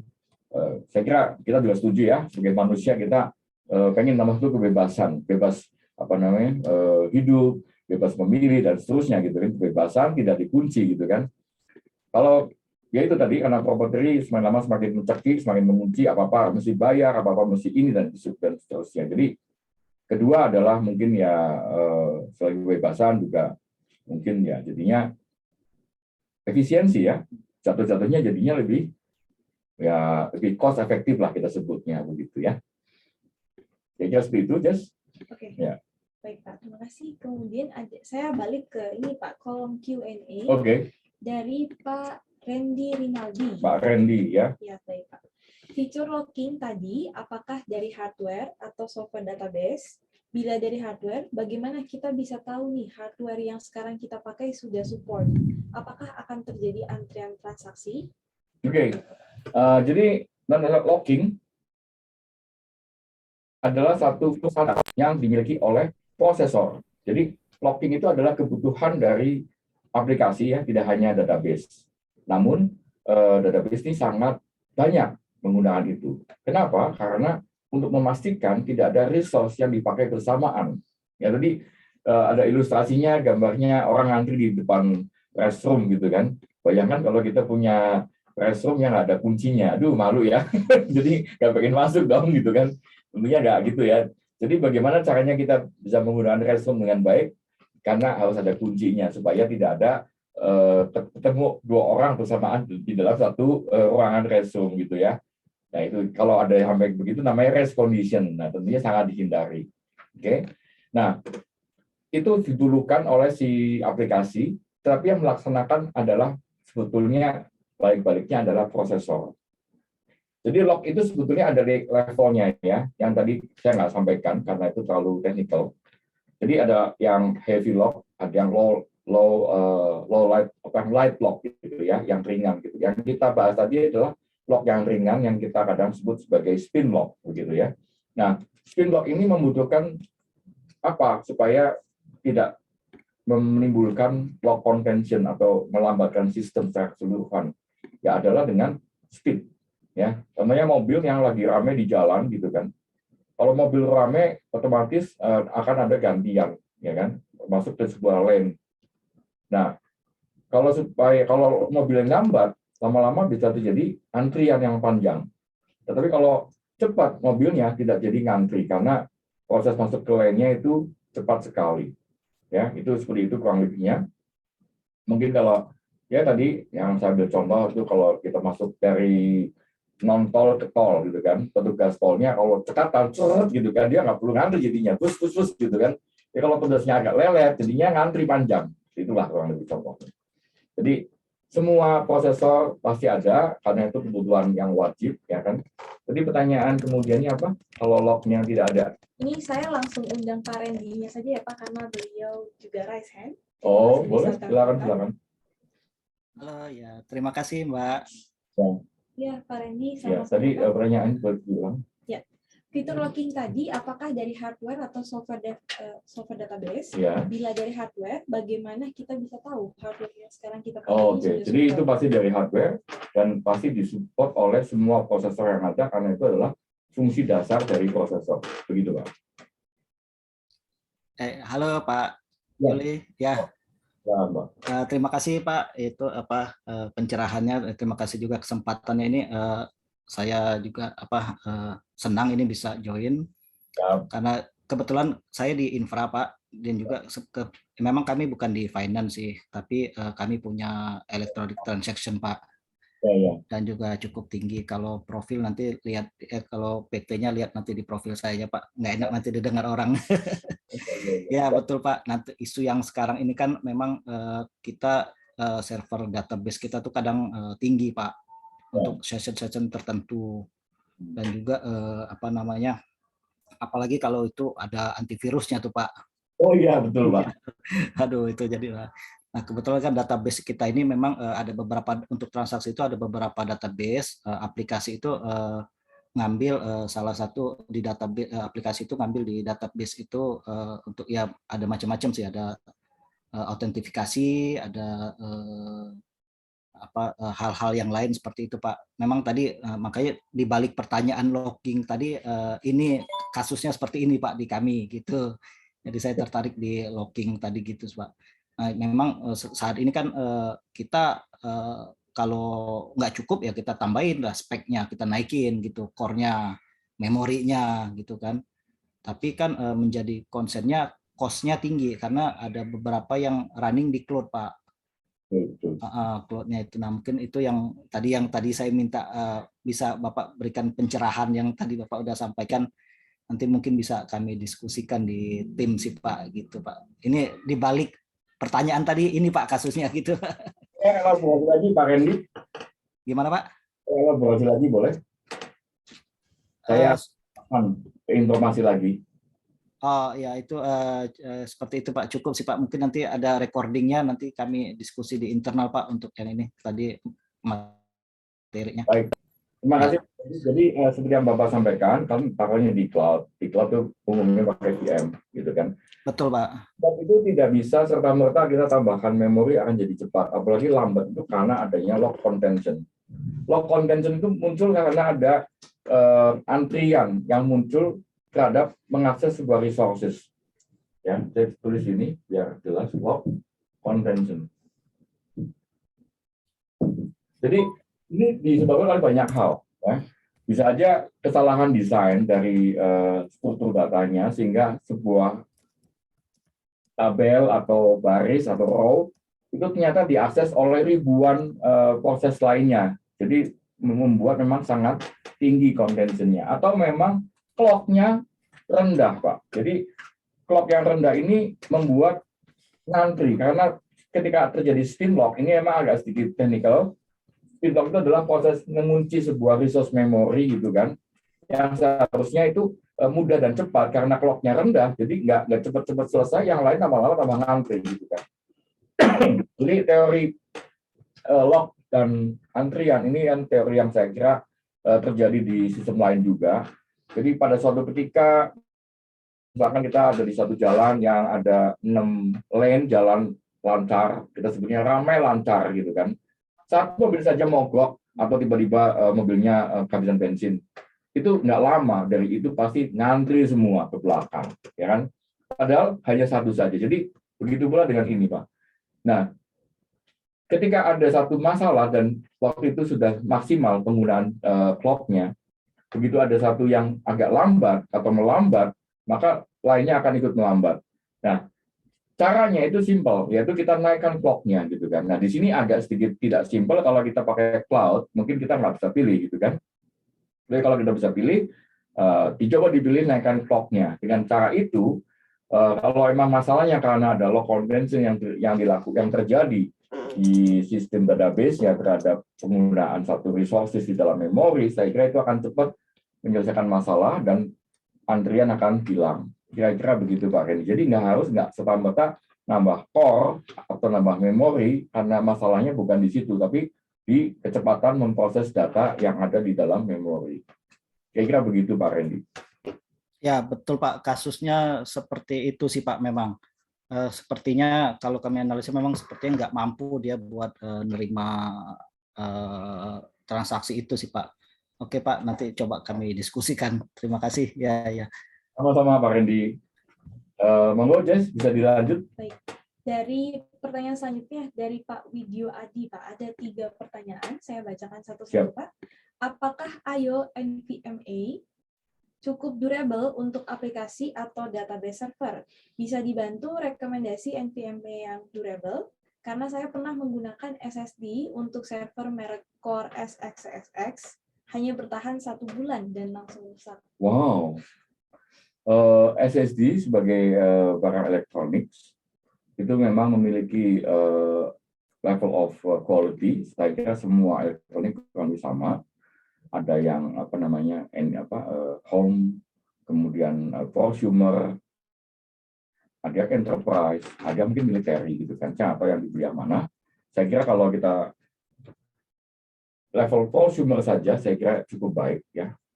Contoh aja kalau kita beli hard disk tuh ada yang warnanya biru, hijau gitu kan, hitam gitu kan. Itu beda-beda kualitasnya, beda-beda kecepatannya, beda-beda penggunaannya gitu kan.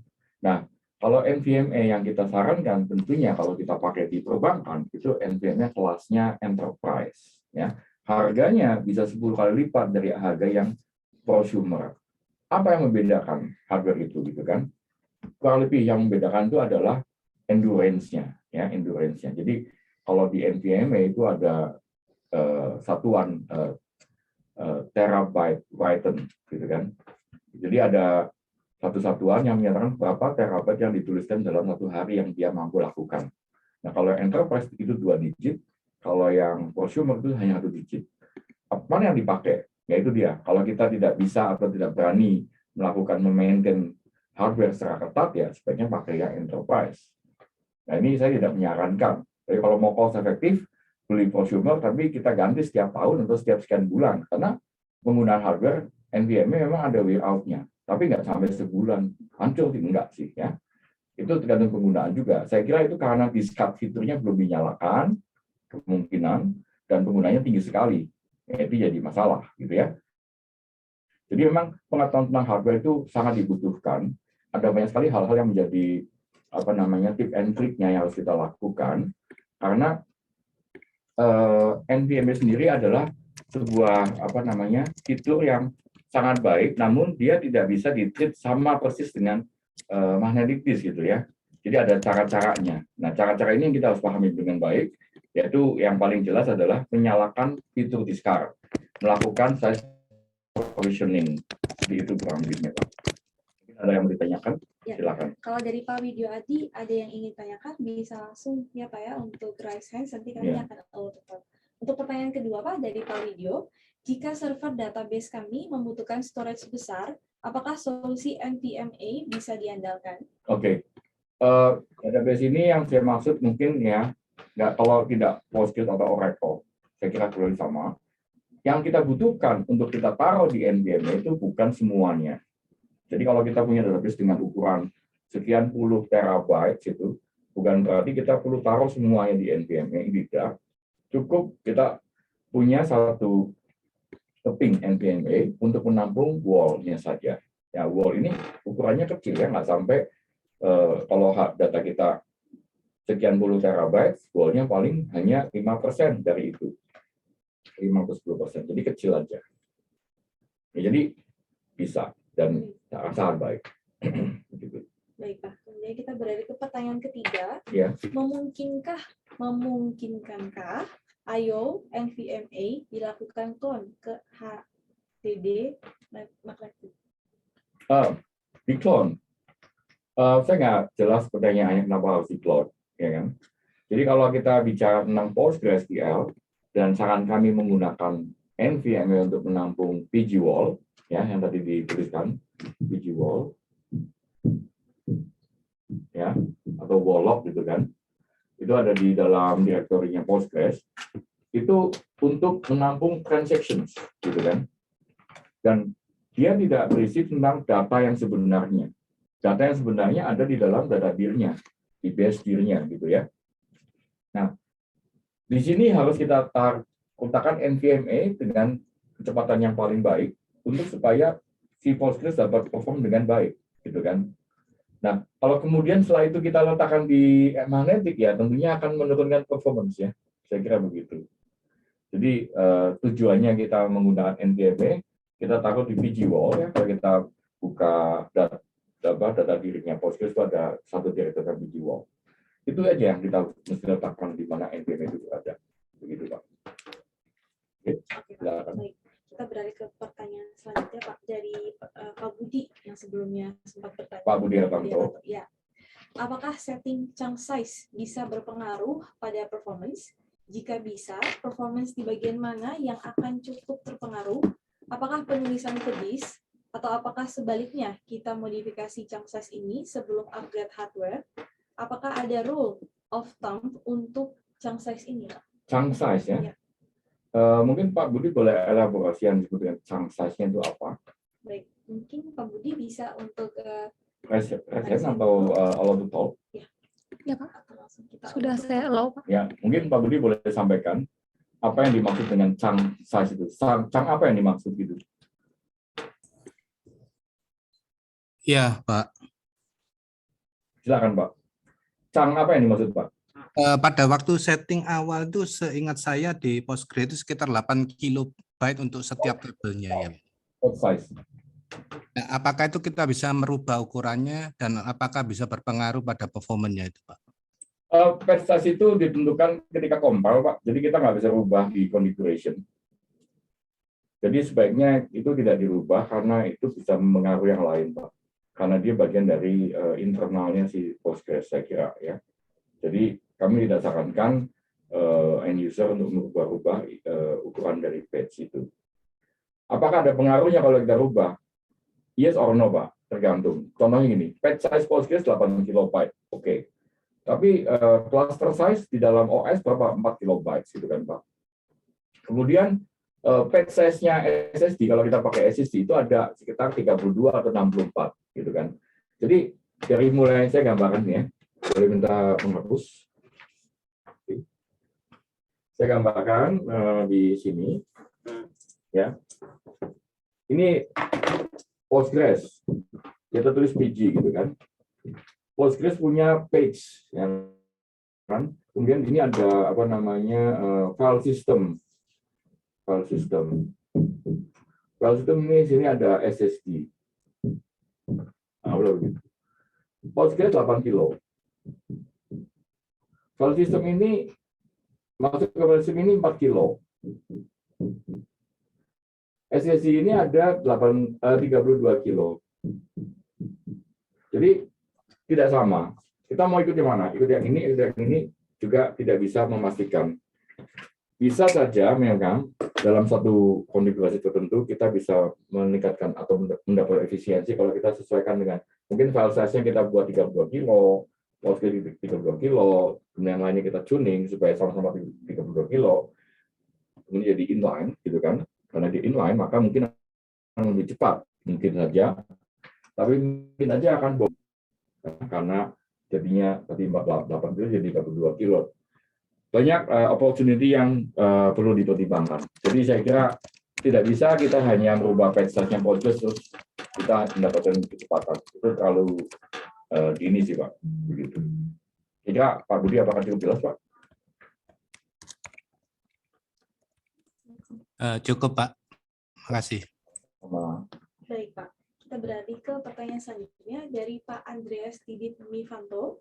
Teman juga itu. Baik. Ya. PostgreSQL versi terbaru, apakah sudah support incremental dan differential backup, atau apakah ada tool third party? Ya, jadi Pak Andreas Didit Mifanto gitu kan. Saya lupa nama panggilannya. Jadi Postgres di versi yang lama pun sudah support incremental backup, begitu ya, dengan cara kita menyimpan archive dari wall-nya, Pak, gitu ya. Dan kalau tadi apa differential? Iya, Pak, differential apa tools? Differential backup. Saya kira dengan menggunakan skill tertentu kita bisa mengaktifkan itu. Kalau secara supportnya yang terbaru, yang paling bagus Postgres 14 ya, kita justru masih lakukan QC juga, jadi kita belum bisa menyampaikan. Yang jelas apa namanya incremental backup itu sudah bisa dilaksanakan di versi-versi yang jauh sebelumnya, versi 9 juga sudah bisa. Asal kita tahu mekanismenya, jadi ada snapshot, ada wall archive yang kita mesti simpan, nanti kita bisa lakukan recover dengan menggunakan PIDR. Kira-kira sebegitu, Pak. Apakah cukup jelas, cukup menjawab? Kalau ada yang kurang mungkin bisa tanyakan. Dari Pak Andreas menyampaikan oke, Pak, terima kasih. Oke. Baik. Ini mungkin pertanyaan terakhir, Pak, dari Pak Sigit. Tapi sebelumnya saya mau sampaikan dulu untuk teman-teman yang join dari YouTube Live, itu bisa langsung join aja ke Zoom Meeting karena kita hanya melayani pertanyaan dari Zoom. Baik, Pak, ini untuk pertanyaan dari Pak Sigit. Ya. Apabila NVMe digunakan sebagai media penyimpanan, apakah tidak membuat umurnya pendek, mengingat banyaknya data yang disimpan dan panas yang dapat mengurangi umur? Oke. Untuk masalah panas, saya kira NVMe tidak terlalu menghasilkan panas seperti magnetik karena dia adalah solid state. Jadi panas bukan subjek, kecuali mungkin prosesornya panas sekali sehingga mempengaruhi si NVMe gitu ya.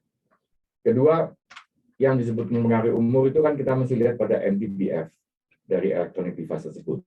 Sekali lagi seperti yang tadi kami jelaskan, setiap elektronik itu memiliki level of quality ya.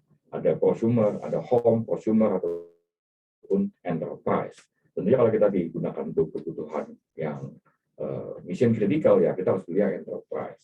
Kalau enterprise itu MTBF-nya sangat panjang. Dengan sangat panjang, umurnya juga pasti panjang. Pertanyaannya, apakah tidak mungkin ada defect? Jelas, pasti ada defect. Ya, semua barang yang diproduksi oleh manusia pasti ada bug-nya gitu kan. Jadi potensi defect-nya ada, cuman kecil sekali ya. Saya kira cukup kecil. Saya kira lebih besar defect yang terjadi di magnetic disk daripada di SSD ya.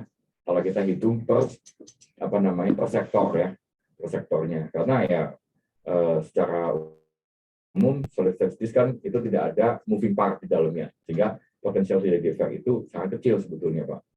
Saya kira kembali lagi adalah mungkin setting yang tidak sesuai dalam menggunakan NVMe. Misalkan kita tidak menyalakan disk card, gitu kan? Kita tidak melakukan housekeeping yang baik, gitu kan? Postgres sebagai RDBMS dengan durability-nya memiliki efek yang sangat berat di dalam penggunaan SSD itu memang benar. Jadi Postgres menghasilkan write amplifications pada penggunaan SSD. Karena SSD punya behavior yang berbeda dengan magnetic. Ya, tetapi itu dengan cara size provisioning kita bisa anticipate, kita bisa set off gitu kan. Mungkin saya jelaskan sedikit tentang size provisioning. Ini sering saya sampaikan. Ya, jadi kita assume sebuah storage SSD seperti ini. SSD itu terdiri atas blok. Di dalam blok itu ada page, kecil-kecil page. Ketika kita menulis, itu kita nulis satu page, ya, ini page, gitu ya. Kita nggak bisa nulis pada lokasi yang lebih kecil dari page. Jadi kalau kita hanya nulis 1 bytes, kita akan tertulis di 1 page. Di mana 1 page mungkin 32 kilo, ya mungkin, atau 64, begitu ya. Nah, even worse, ketika kita delete atau kita kalau kita menghapus sebuah file, itu file tidak dihapus, tapi filenya akan di remark, ya kan, nanti atau kita update file itu diedit, maka dia akan di remark, akan dipindah tempat lain, gitu ya. Nah, kalau misalkan sebuah blok ini sudah penuh, maka kita baru bisa hapus, namanya erase. Ya, jadi proses erase ini berbeda halnya, berbeda actionnya dengan proses delete yang kita lakukan di file system. Ya, itu makanya di awal si SSD atau NVMe cepat, tetapi karena kita nggak nyalakan disk card di dalam Linux OS, kita punya fitur namanya disk card. Ini ya, ini penting ya. Maka kita tidak ada potensi melakukan penghapusan data ya secara berkala, memvacuum istilah gitu, sampah-sampah yang muncul dari SSD. Jadi SSD ini sering menghasilkan sampah seperti juga Postgres, butuh di vacuum. Vacuumnya SSD menggunakan disk card, begitu ya. Nah, Postgres dia menuliskan data yang sama, page yang sama berkali-kali, ya, karena satu page 8 kilobyte itu ada beberapa row yang dipakai, dia akan tulis berkali-kali, akan sangat mungkin terjadi begitu. Maka Postgres akan meningkatkan namanya write amplification.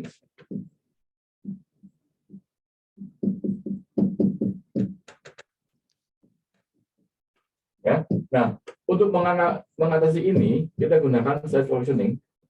Caranya gimana? Caranya simple. Satu blok SSD yang ada kita bagi 2, ya. Atau mungkin kita bagi 70% dan 30%. Kita hanya pakai yang 70% saja. Ini kita tidak pakai. Mungkin kita bikin partisi yang tidak dipakai atau kita tidak bikin partisi. Begitu. Jadi yang ini kita biarkan saja. Untuk apa? Jadi kita memberikan space kepada si SSD kesempatan untuk melakukan proses swapping, ya, ketika dia butuh erase, ada tempat sampahnya, ada lapangan untuk mengolah sampah itu, supaya proses discard-nya bisa berjalan dengan baik dan tidak melambatkan sistem. Kalau kita tidak nyalakan discard, ya tetap akan menjadi masalah. Ya, kita harus nyalakan discard dan kita berikan space. Ya, di sini kita berikan space kepada si SSD agar dia bisa melakukan proses discard yang baik, mengiris data sampah itu dengan cara yang baik. Ini yang kita sebut dengan size provisioning. Dengan cara itu, ya, discard dan size provisioning itu adalah dua cara yang kita bisa terapkan di dalam SSD agar dia bisa berfungsi secara maksimal. Saya kira itu. Apakah sudah cukup menjawab? Mungkin bisa tanyakan kembali ke Pak Sigit. Bila ada yang kurang, silakan ditanyakan kembali, Pak. Ya, mungkin dari Pak Sigit, bila mana ada yang ingin ditanyakan kembali, dapat menyampaikannya melalui kolom chat atau fitur raise hand. Selanjutnya dari para hadir dan peserta yang lain, apakah mungkin masih ada yang ingin ditanyakan?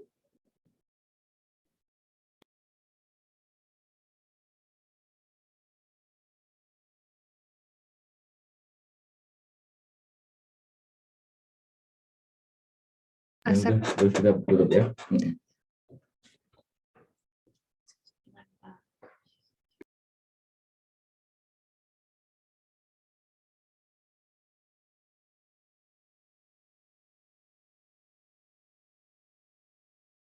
Tiga. Oke, apalagi kayak gitu sudah semuanya? Ya Pak, untuk pertanyaannya masih ada lagi? Masih ada lagi ya? Ya. Oke. Oh iya, ada yang ingin bertanya Pak? Ini kita akan layanin sampai habis pertanyaannya. Baik. Silakan tim Ops bantu. Yep. Apanya? Untuk di Allow Talk. Ya, itu dia Allow raise hand ya. Ya. Silakan Pak siapa? Dari media. Oh, dari media. Silakan Pak. Dari mana Pak? Silakan. Udah di Allow.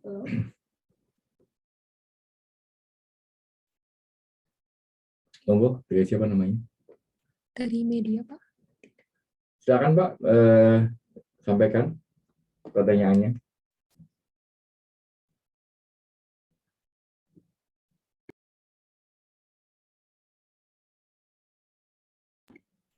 Halo Mbak Nana, apa kabar? Ya, untuk Bu Nana, dari kami sudah Allow to Talk untuk Bu Nana. Mungkin yang mau disampaikan sesuatu Bu Nana? Atau mungkin ada yang ingin ditanyakan? Jadi malam saja. Sudah? Oke. Baik, mungkin sudah cukup ya? Ya, sudah selesai Pak. Iya, apakah dari para panelis lainnya, Pak Made, Pak Koko, dan Pak Andreas, ada yang ingin menambahkan tentang diskusi kita sore hari ini? Apakah ada masukan mungkin Pak? Silakan. Mungkin sedikit saja Pak. Jadi gini, kalau anak zaman sekarang ini kan kadang-kadang bermainnya terlalu di abstraksi tinggi ya, bikin software. Pakai framework, tidak pakai high level programming language, sehingga kadang-kadang agak enggan untuk belajar hal di bawahnya. Seperti tadi, prosesor itu seperti apa, OS itu bagaimana, locking itu gimana, collision detection ataupun avoidance itu gimana, itu menjadi agak enggan. Ya, nah, pengetahuan itu akan terasa ketika kita menghadapi case yang makin kompleks. Kalau case kita simpel-simpel, bikin address book cuma 100 orang sih nggak perlu mungkin ya. Tapi ketika kita membuat address book yang bisa diakses sekian ratus juta orang pada saat bersamaan, nah, pemahaman tadi seperti workload pattern. Jadi saya tadi sempat membaca, apakah kalau saya beban saya seperti ini harus 2 kali lipat. Nah, itu sebenarnya itu kan pemahaman terhadap workload ya. Kita tahu ada static workload, ada periodical workload, ada juga yang tidak bisa diperkirakan. Itu workload pattern itu beda-beda. Jadi kita harus memahami strateginya bagaimana kita mempelajari workload, istilahnya mengukurnya bagaimana, dan untuk setiap workload itu optimasi yang dilakukan sampai ke level perangkat keras itu bagaimana. Jadi di sini pemahaman secara detail teknologi itu perlu dimiliki, walaupun sekarang developer itu mendevelop aplikasi di high level abstraction ya. Tetapi pemahaman di bawah itu sangat dibutuhkan untuk kita mampu memahami, oh kenapa sih ada bottleneck, kenapa sih yang harus kita optimasi. Tadi misalnya, oh terjadi locking itu kenapa? Nah, itu strateginya kalau kita mencegah locking bagaimana? Oh ternyata di desain database-nya memang kita avoidance itu selalu lebih baik kan daripada kita detection dan kita melakukan handling. Nah ini yang sangat dibutuhkan saya rasa buat para developer muda yang sekarang istilahnya develop itu toolsnya udah sangat pintar gitu, nggak seperti mungkin zaman dahulu bersusah payah gitu. Jadi tapi ini pemahaman arsitektur perangkat keras dan perangkat lunak termasuk juga instruction set itu sangat dibutuhkan untuk melakukan optimasi. Terima kasih. Sukses selalu. Setuju sekali Pak Made, memang benar anak-anak zaman sekarang maunya gampang saja Pak. Jadi ya memang itu juga jadi concern kami Pak. Makanya kita bikin acara begini supaya mengingatkan bahwa ada yang harus dipelajari loh di sisi ini gitu kan. Ya cuman kita bicara yang high level gitu kan. Karena ya itu apa namanya, kadang kita ditanya sama klien kita Pak, atau kadang yang situasinya itu yang anehnya adalah ketika bicara tentang capacity planning itu yang ditanya bukan vendor aplikasinya, tapi vendor hardware-nya malah. Lah vendor hardware bingung, lah kan gue sediaan hardware, ditanya ya kasih yang paling gede aja deh. Gitu ya. Jadi ya saya kira memang benar sekali yang Pak Made sampaikan. Yang bertanggung jawab tentunya adalah yang bikin aplikasi gitu kan. Entah yang bikin Postgres atau yang bikin aplikasi yang menggunakan Postgres gitu kan. Nah kemudian yang bikin nggak tahu juga gimana cara hitungnya, komponennya apa ya kan, rumusannya apa nih, ON kuadrat atau ON gitu kan. Nah itu dia memang itu jadi satu pertanyaan misteri itu Pak. Jadi yang tadi kami sampaikan tentunya sebuah rule of thumb saja ya kan. Kalau kita nggak tahu parameternya ya udahlah, contohnya hardware gitu kan, lah hardware juga itu aja, ya udah pakai yang paling gede aja deh ya kan. Nanti dia kalau kurang-kurang atau lebih-lebih dikit nggak apa-apa. Jadi memang kadang balik-baliknya apa yang kita butuhkan kita bandingkan dengan apa yang tersedia di masyarakat. Kalau ternyata memorinya kurang kita tambah kemudian gitu. Ya, agree Pak, seharusnya ada measurement. Kadang kita juga harus lakukan. Jadi cara kita secara praktis kita lakukan stress test gitu Pak ya. Setelah kita stress test kita akan measure computingnya apa saja yang digunakan. Misalkan memory bound atau CPU bound gitu kan. Dari situ kita bisa tentukan, oh ini memory bound, berarti CPU-nya nggak terlalu signifikan. Jadi yang kita akan lihat apa yang faktornya di memory usage. Kalau kami kadang di klien begitu Pak, yang kita gunakan. Tapi setuju banget bahwa memang penentuan hardware itu penting untuk bisa melakukan capacity planning dengan baik. Dan itu memang kadang bukan tugas yang gampang, apalagi kalau kita nggak tahu bagaimana cara berhitung untuk menghitung komputasinya. Begitu. Terima kasih Pak Made atas tambahannya. Mungkin dari yang lain, teman-teman silakan. Tadi kayaknya Mbak Nana ada mau sampaikan sesuatu, mungkin Mbak, boleh Mbak, silakan. Mbak Nana. Selamat sore Pak Jul, teman-teman semua. Pak Made, apa kabar? Baik Mbak, apa kabar?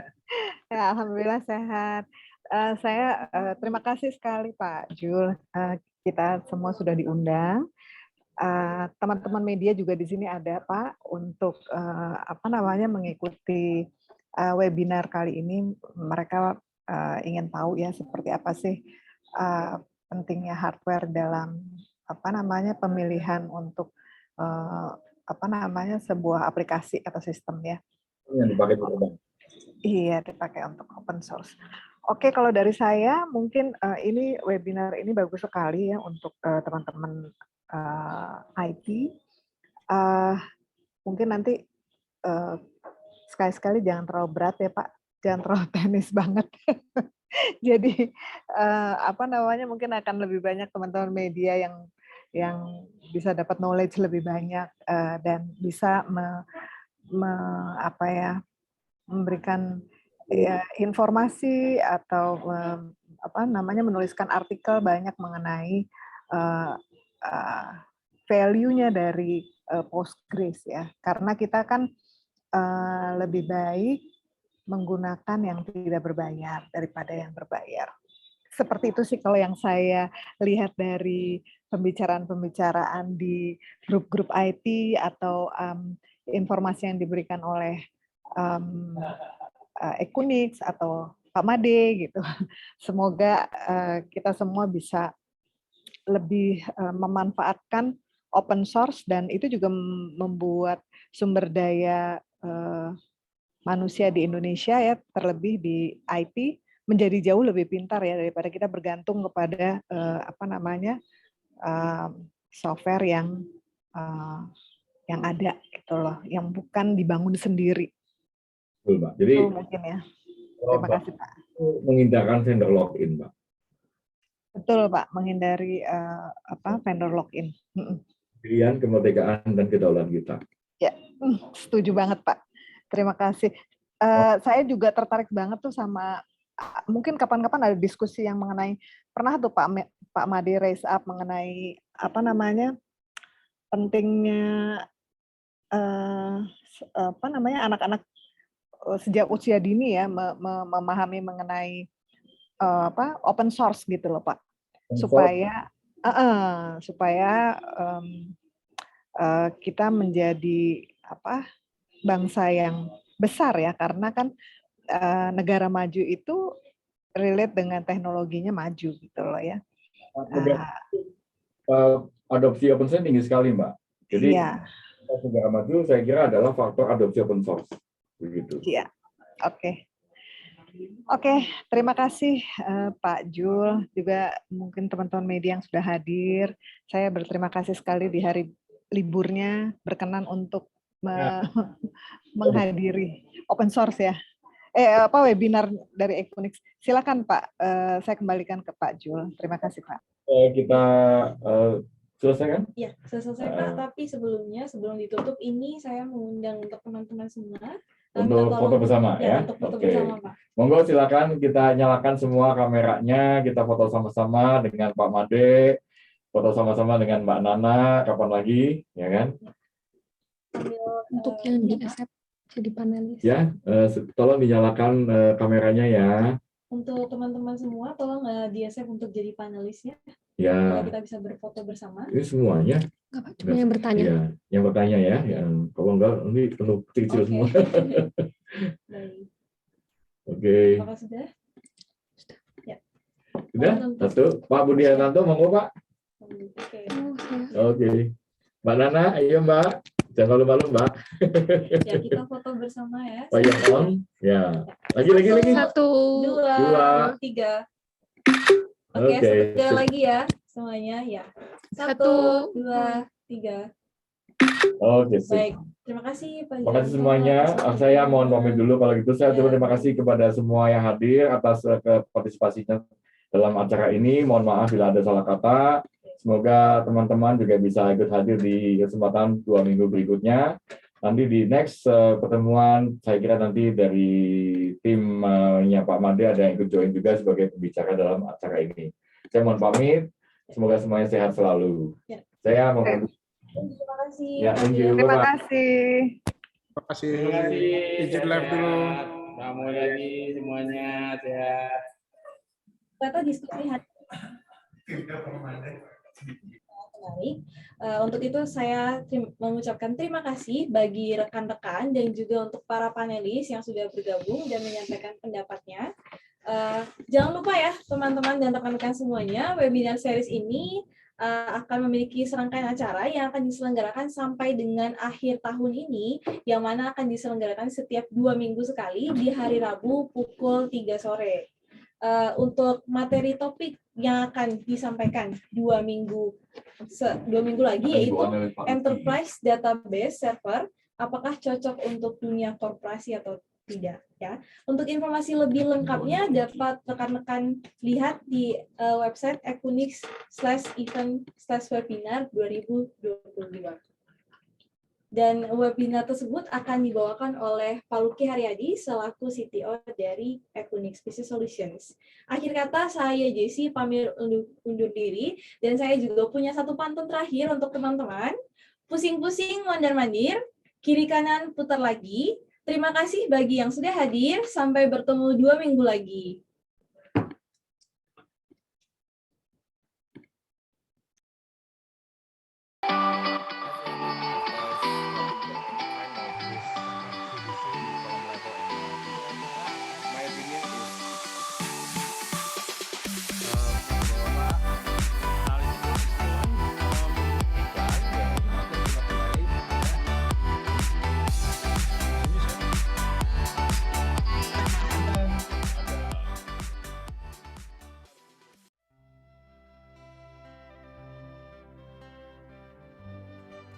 Kita beruntung mempunyai Indonesia.